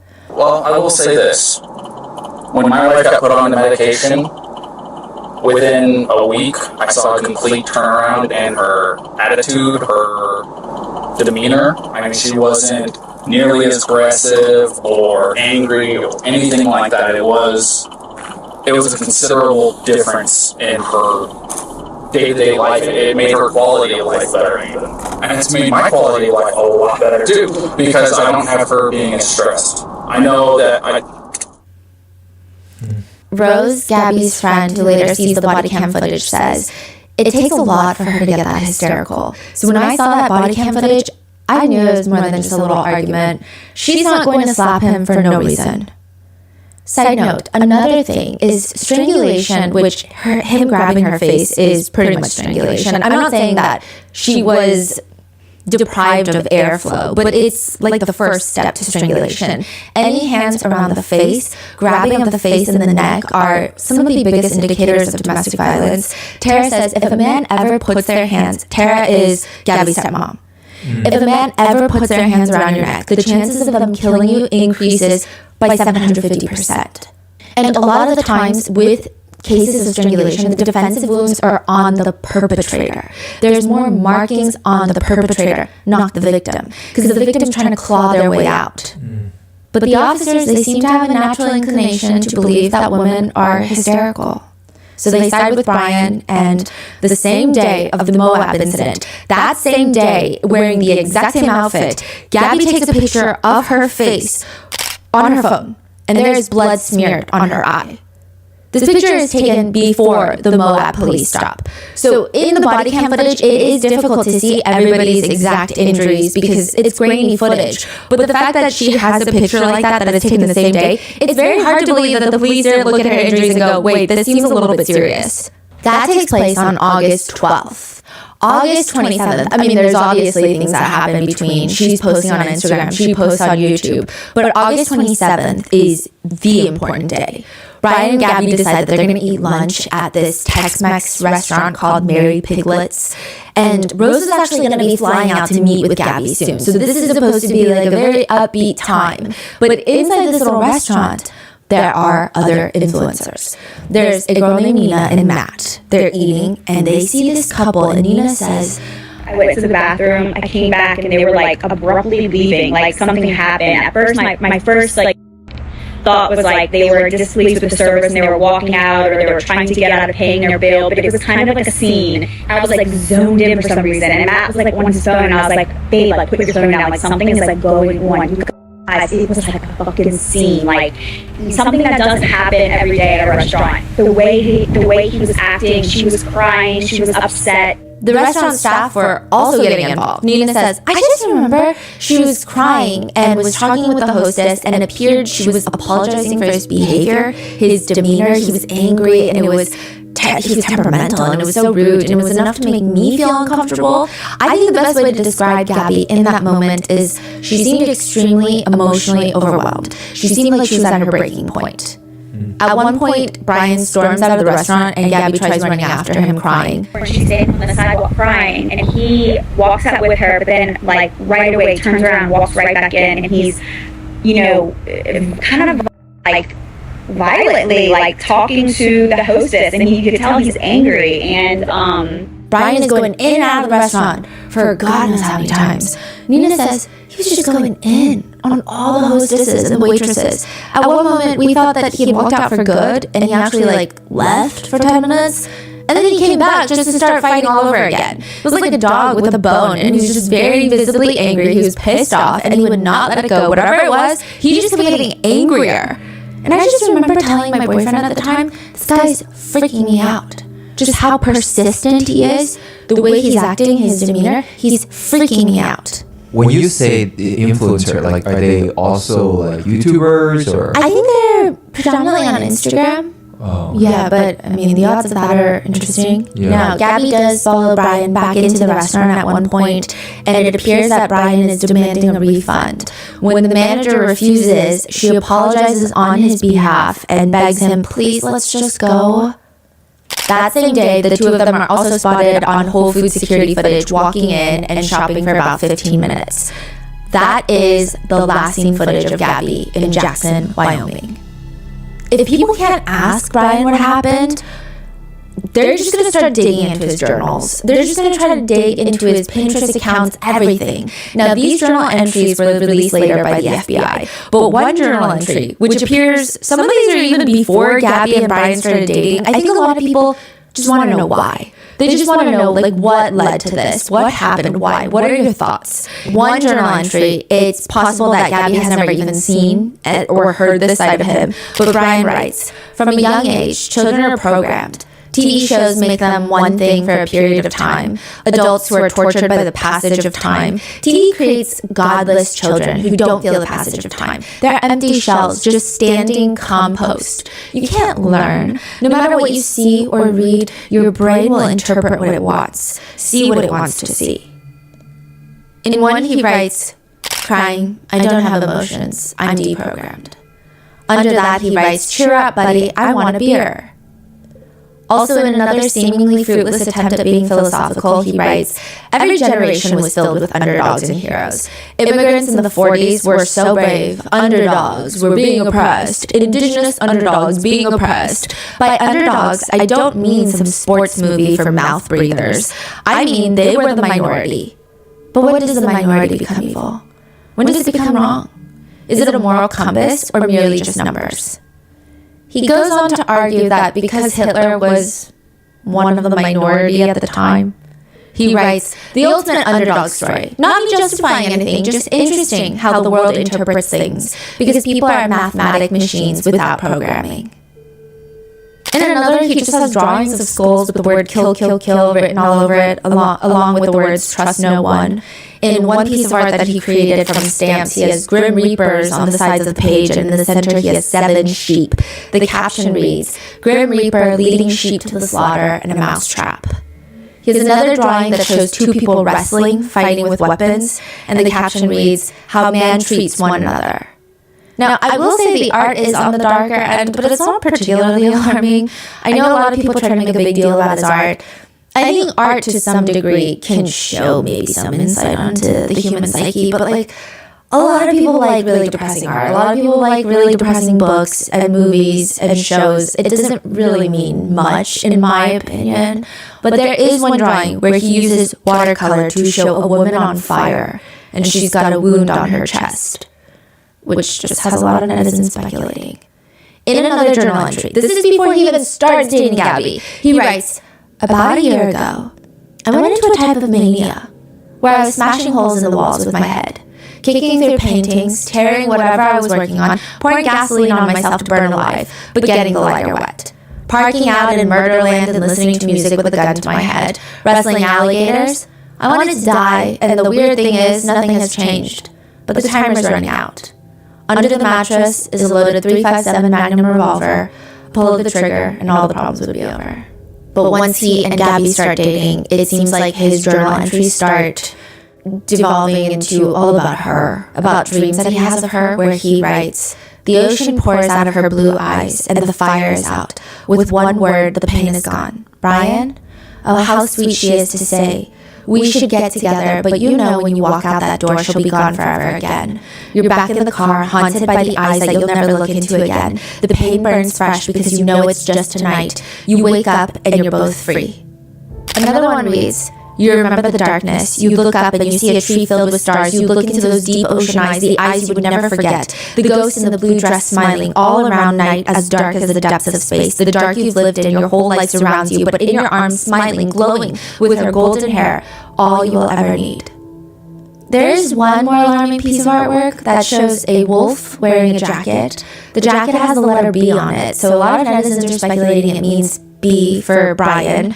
And then the next shows, instead of B, it says sheep. It seems like a wolf in sheep's clothing. But also, is it Brian? Additionally, his Instagram is fascinating. He likes to write these very bizarre Instagram captions. Humans are primates. Great apes, in fact. But I don't know how great we are as a species. I think our culture, our society, has put itself above all living creatures, creating needs purely to support destructive economic practices. This tree doesn't require an Apple Watch. He posted a picture of a tree. Now, side note, Gabby wears an Apple Watch. This tree doesn't require an Apple Watch. It doesn't stream its favorite shows or have a microwave oven or pay health insurance or drink grande iced caramel macchiatos. It's just a tree. We all need to learn to live with less. He posts this on Instagram a day after the Moab incident.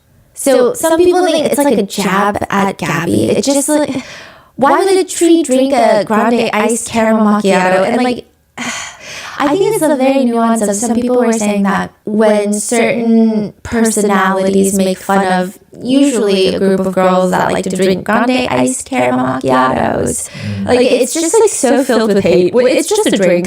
Yeah. It's not that serious. It's a beverage. Yeah. Of course, a tree is not going to drink that beverage.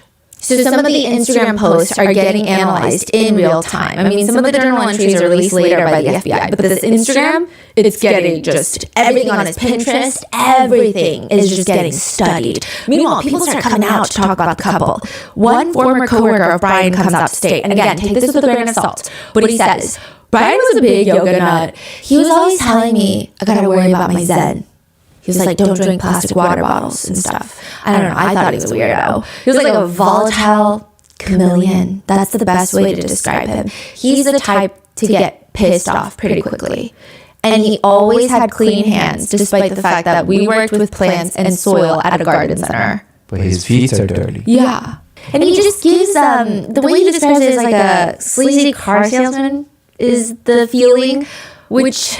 but less sleazy, just more manipulative. He would say he knew how to talk to people. He knew how to make people like him. I mean, he knew how to make people happy, and he knew how to make people buy the product that we had. He remembers seeing Gabby visiting Brian once at work. He says, Gabby was always a sweetheart. I mean, she was always very peaceful and very nice to me and was really outgoing. I think the only reason that she settled for him was that he wanted to travel, because a lot of their peers are in college at that stage.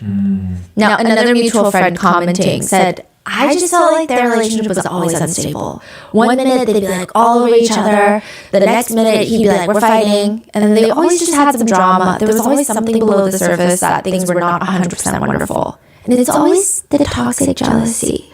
If Gabby was talking to anybody that is a male Brian would walk over, very obviously drape his arm around her and pull her in for a kiss, like mid-conversation, that just makes everybody feel awkward except for Brian. That's how people describe it. It feels overly possessive, like we know what you're doing, and this is so bizarre, because it's not even like this is very strange. It felt like Brian wanted everyone to know that Gabby is, quote, his. Now, for someone who is quite vocal online about all of his opinions about trees and Starbucks beverages and Apple Watches, suddenly he's saying nothing. He and his parents are radio silent about where Gabby is.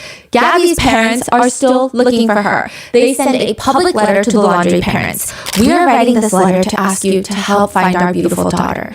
We understand that you are going through a difficult time and your instinct is to protect your son. And that's strong.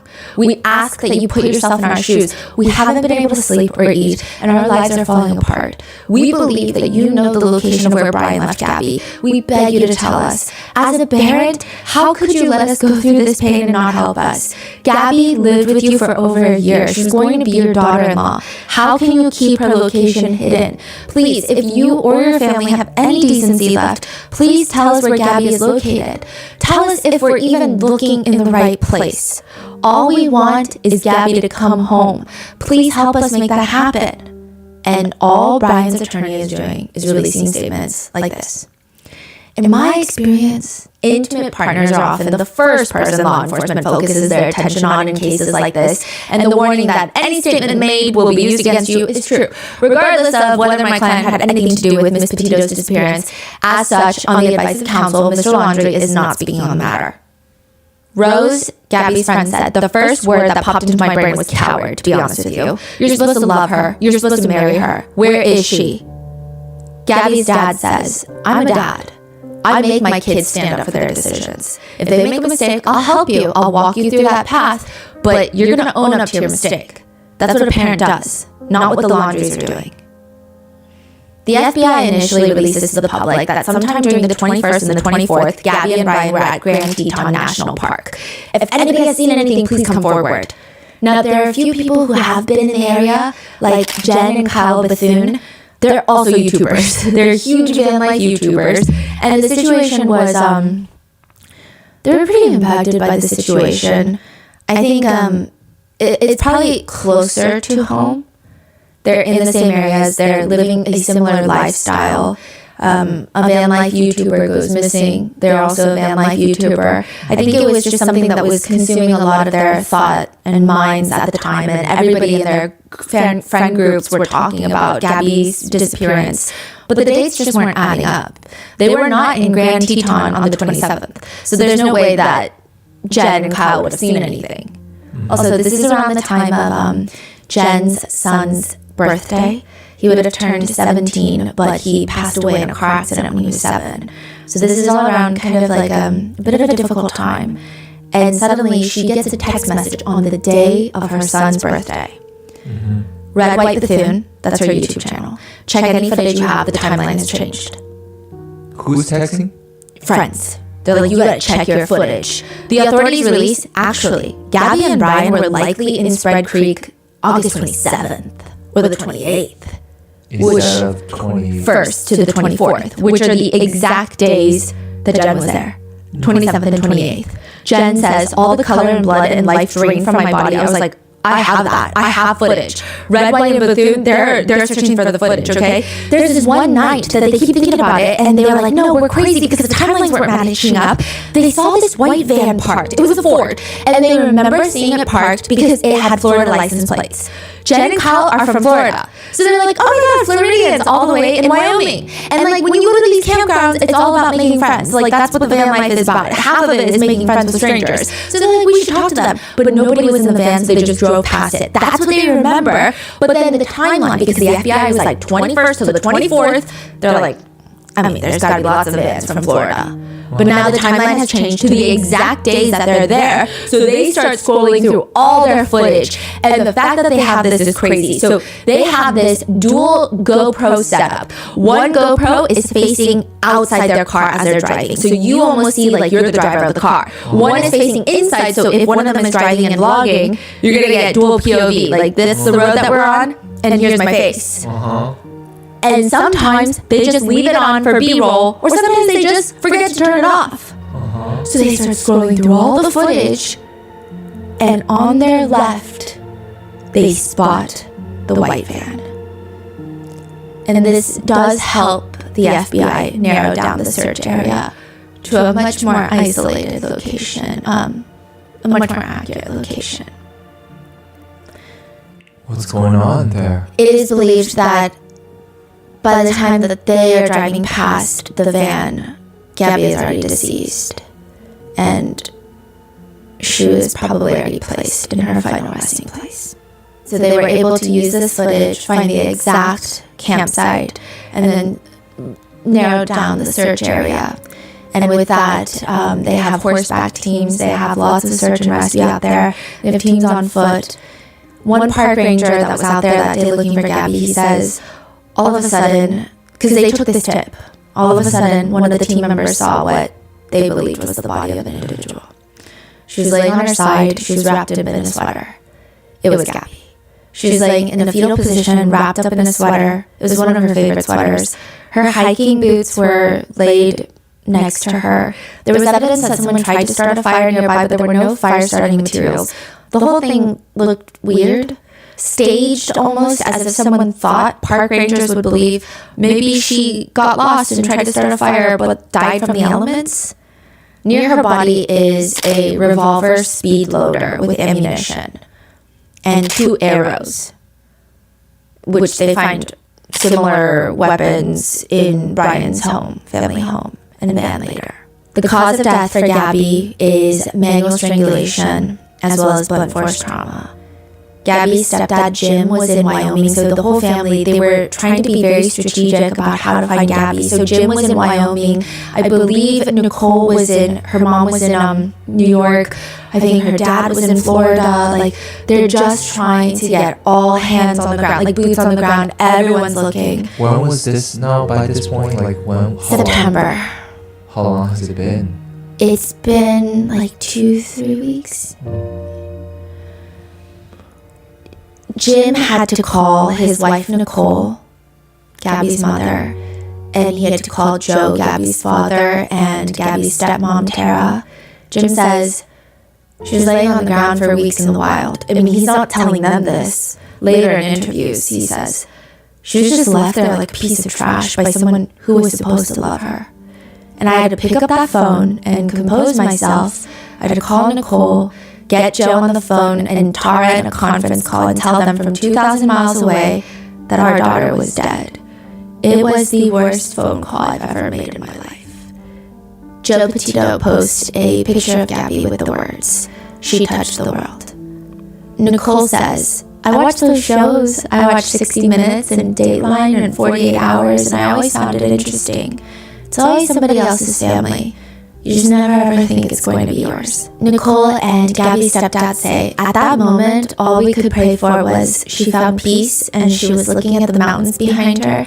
And maybe at that moment, she would just put herself in a better place. That's all we could hope for. Less than 24 hours after Gabby's autopsy is released, Christopher Laundrie, Brian's dad, is outside the family home mowing his lawn. There's protesters, news reporters outside. He's mowing his lawn. I mean, it's pretty clear Brian probably killed Gabby, but why are you mowing your lawn and why would he kill her? August 22nd, 10 days after the Moab incident. So this is, we didn't really know this at the time 3 years ago when the case was unfolding. This was more so confirmed through the Netflix documentary. August 22nd, 10 days after the Moab incident. So this is 5 days prior to her estimated date. Gabby sends a text message. Hi, I'm sure I'm the last person on the planet you want to hear from. I would really love to talk to you. I'm only alone until tomorrow. She sends it to a guy named Jackson. This is her ex-boyfriend. So Jackson calls her and he says, Gabby was most certainly my first love, but just the time that we were together, it just wasn't right for the two of us. We dated for a year before she dated Brian. And when I noticed through social media that they were dating, you know, there were a little bit of ways into their trip. It was definitely a very eye-opening experience for me because that was something that we spoke about wanting to do together. Buying a van and traveling the country. Seeing her being all happy and smiling and laughing on videos and stuff like that, I definitely was like, dang, that was supposed to be us. But I was still super happy for her because I knew that's what she wanted. On August 22nd, I got a text from Gabby. My mind started racing. I was like, hey, I'd love to be able to talk to you. It's been a while. It'd be nice to catch up. And I called her. A lot of what we talked about was just catching up, how life was going for her, for me. It was real late in the evening whenever we got to the end of the phone call. I just got the vibe that she may have still needed somebody to talk to after we hung up. So I was like, hey, if you need to talk again, let me know. I was like, I'm okay with that. And during this time is when she was like, kind of hinted at the fact that she had gotten in a bit of an argument. She was like, I have a plan. I think I'm going to leave him. I'm going to do it. I have to figure out when to do it. And that's when I was like, what are you talking about? What do you mean you have a plan? Mm-hmm. From the sound of her voice and the way she was saying it, it was like she wasn't sure of what he would do or what he could do. I think she was wanting to get away, but she just didn't know how to do it. The fact that she reached out to me kind of told me that, like, hey, maybe she feels safe talking to you, or maybe she felt like really that I was the only person that would understand her, I was the only person that might want to even listen at all, and I just kind of was making sure that she knew, like, be very careful. I feel like the phone call was a cry for help. I think she was wanting to get away, but just didn't know how to do it. They were able to talk in depth because Brian had left to go to Florida to clear out a storage unit. Very bizarre and random. He just like flies to Florida. And his parents are like, why are you paying for a storage unit when we have this extra room that you can just use as a storage unit? So they're like, save money by flying all the way here to clear out the storage unit. It's very bizarre. So he flies out. Gabby is in Utah. She stays at a hotel. And that's probably how she was able to even reach out to somebody. And it seems like while she's alone, she's starting to see how toxic her relationship with Brian is. And maybe she does want to leave. Also, I do want to say, experts say it seems that Brian has rooted his entire self-worth on his relationship with Gabby. Now, a few days later, August 27th, 2021, Brian is back in Wyoming with Gabby, and Gabby messages Jackson saying, hey, I'm in Jackson Hole, Wyoming, and it reminded me of you, because his name is Jackson.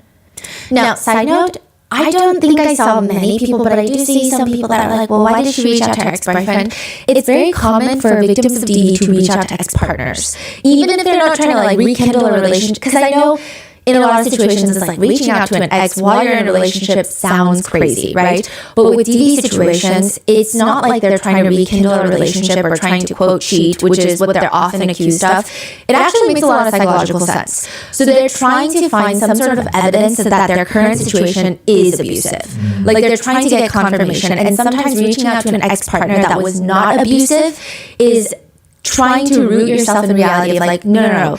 That is what a relationship is. This is not what a relationship is. But you can't, it's harder to do that when you reach out to your parents or when you reach out to your sister, you know? It is believed that Gabby was killed the night of August 27th and August 28th. Brian goes on multiple hikes and takes multiple pictures. Scenic pictures. Some of them are scenic hiking pictures. Some of them are decaying animal bones. And then on the 29th, Brian is hitchhiking. He's also calling his mom, Roberta Laundrie. They have back and forth phone calls that seem out of the norm. Like he's not one to call his mom and talk for an hour. One of them lasts nearly an hour, 55 minutes. That same day, Brian is hiking, sending messages to Gabby's phone. The text from Brian to Gabby reads, hey honey, I'm just calling to let you know I made it to Culture Bay. I think the campground is still a little ways up the road. I'm gonna go check it out. Let me know when you're on your way. No rush. Later, another one is sent to Gabby's phone. Still no rush, just wanted to say that I'm sitting in front of the visitor center now. Can't wait to see you for the mountains across the water. Wish you could fly the drone here. Another one. I'm surprised you're even getting my text. And do you think you could pick me up tomorrow instead of Monday? I don't think I can do 2 more nights. Call records show that none of the messages sent to Gabby's phone are read or even opened until Brian gets back to the van from his little hiking trip, aka alibi creating trip. And then all of a sudden, Gabby's phone texts Brian, yeah, sure, baby, we'll do 1 more night of disperse, and then we've got our site at Culture Bay for 2 nights. Brian responds, I love you, honey, see you tomorrow. But cell data shows him at the van at the time, and it's very clear he's talking to himself. It's likely that the hitchhiking was done to create a stronger alibi. See, these people saw me hitchhiking away from Gabby. I wasn't even there. I don't know what happened to her. Is the theory. A text is also sent from Gabby to her mom August 30th, allegedly reading, no service in Yosemite. Although she's nowhere near Yosemite. She's near Yellowstone. But this was likely sent by Brian to allegedly make her mother believe that Gabby is alive and they're going towards Yosemite now. Okay, so to get the timeline straight, right? He committed murder on 27th. Likely, yes. And then he spent multiple days creating a trail of like photos, text messages, even hitchhiking on multiple cars, just like leaving random things that's easily debunkable to create like some sort of a, Yes. Okay. And it seems like Gabby's grandpa was even reaching out to her because at one point, Gabby's phone texts her mom saying, "Can you help Stan? I keep getting his voicemails and missed calls, but my phone doesn't even ring. There's no service." Nicole, that's when her radars are going off because Stan is Gabby's grandpa. Who calls him Stan? She calls him grandpa. And it's just very strange. At that point, Brian starts driving the van back to Florida. He uses Gabby's debit card to fill up on gas. He also Venmos $700 from Gabby's Venmo account to his account with the note, "Goodbye, Brian. I will never ask you for anything again." Gabby is deceased. Brian is sending and stealing from his fiancée that he killed. I don't even want to say allegedly because he does confess. By September 1st, Brian is back in Northport, Florida, with Gabby's van without Gabby. And then September 17th, the FBI get a call. The Laundries want to talk. But they don't want to talk about Gabby. They want to talk about Brian. Because he's missing. The chief of the Northport Police Department say 2 people went on a trip, 1 person returned, and that person isn't cooperating, and now they're missing. And now the search begins. With one neighbor of Brian stating to news outlets, "Turn yourself in, Brian. They're hunting you." And that is the end of part 1. Part 2 is coming. We're going to go over Brian going missing, Brian being found, more journals, his mom's alleged involvement, and some crazy letters that she's writing, as well as multiple lawsuits and conspiracies that Brian Laundrie is hidden under the house. So with that being said, let me know your thoughts in the comments. Make sure to check out the Gabby Petito Foundation, and I will see you in the next one. Be safe.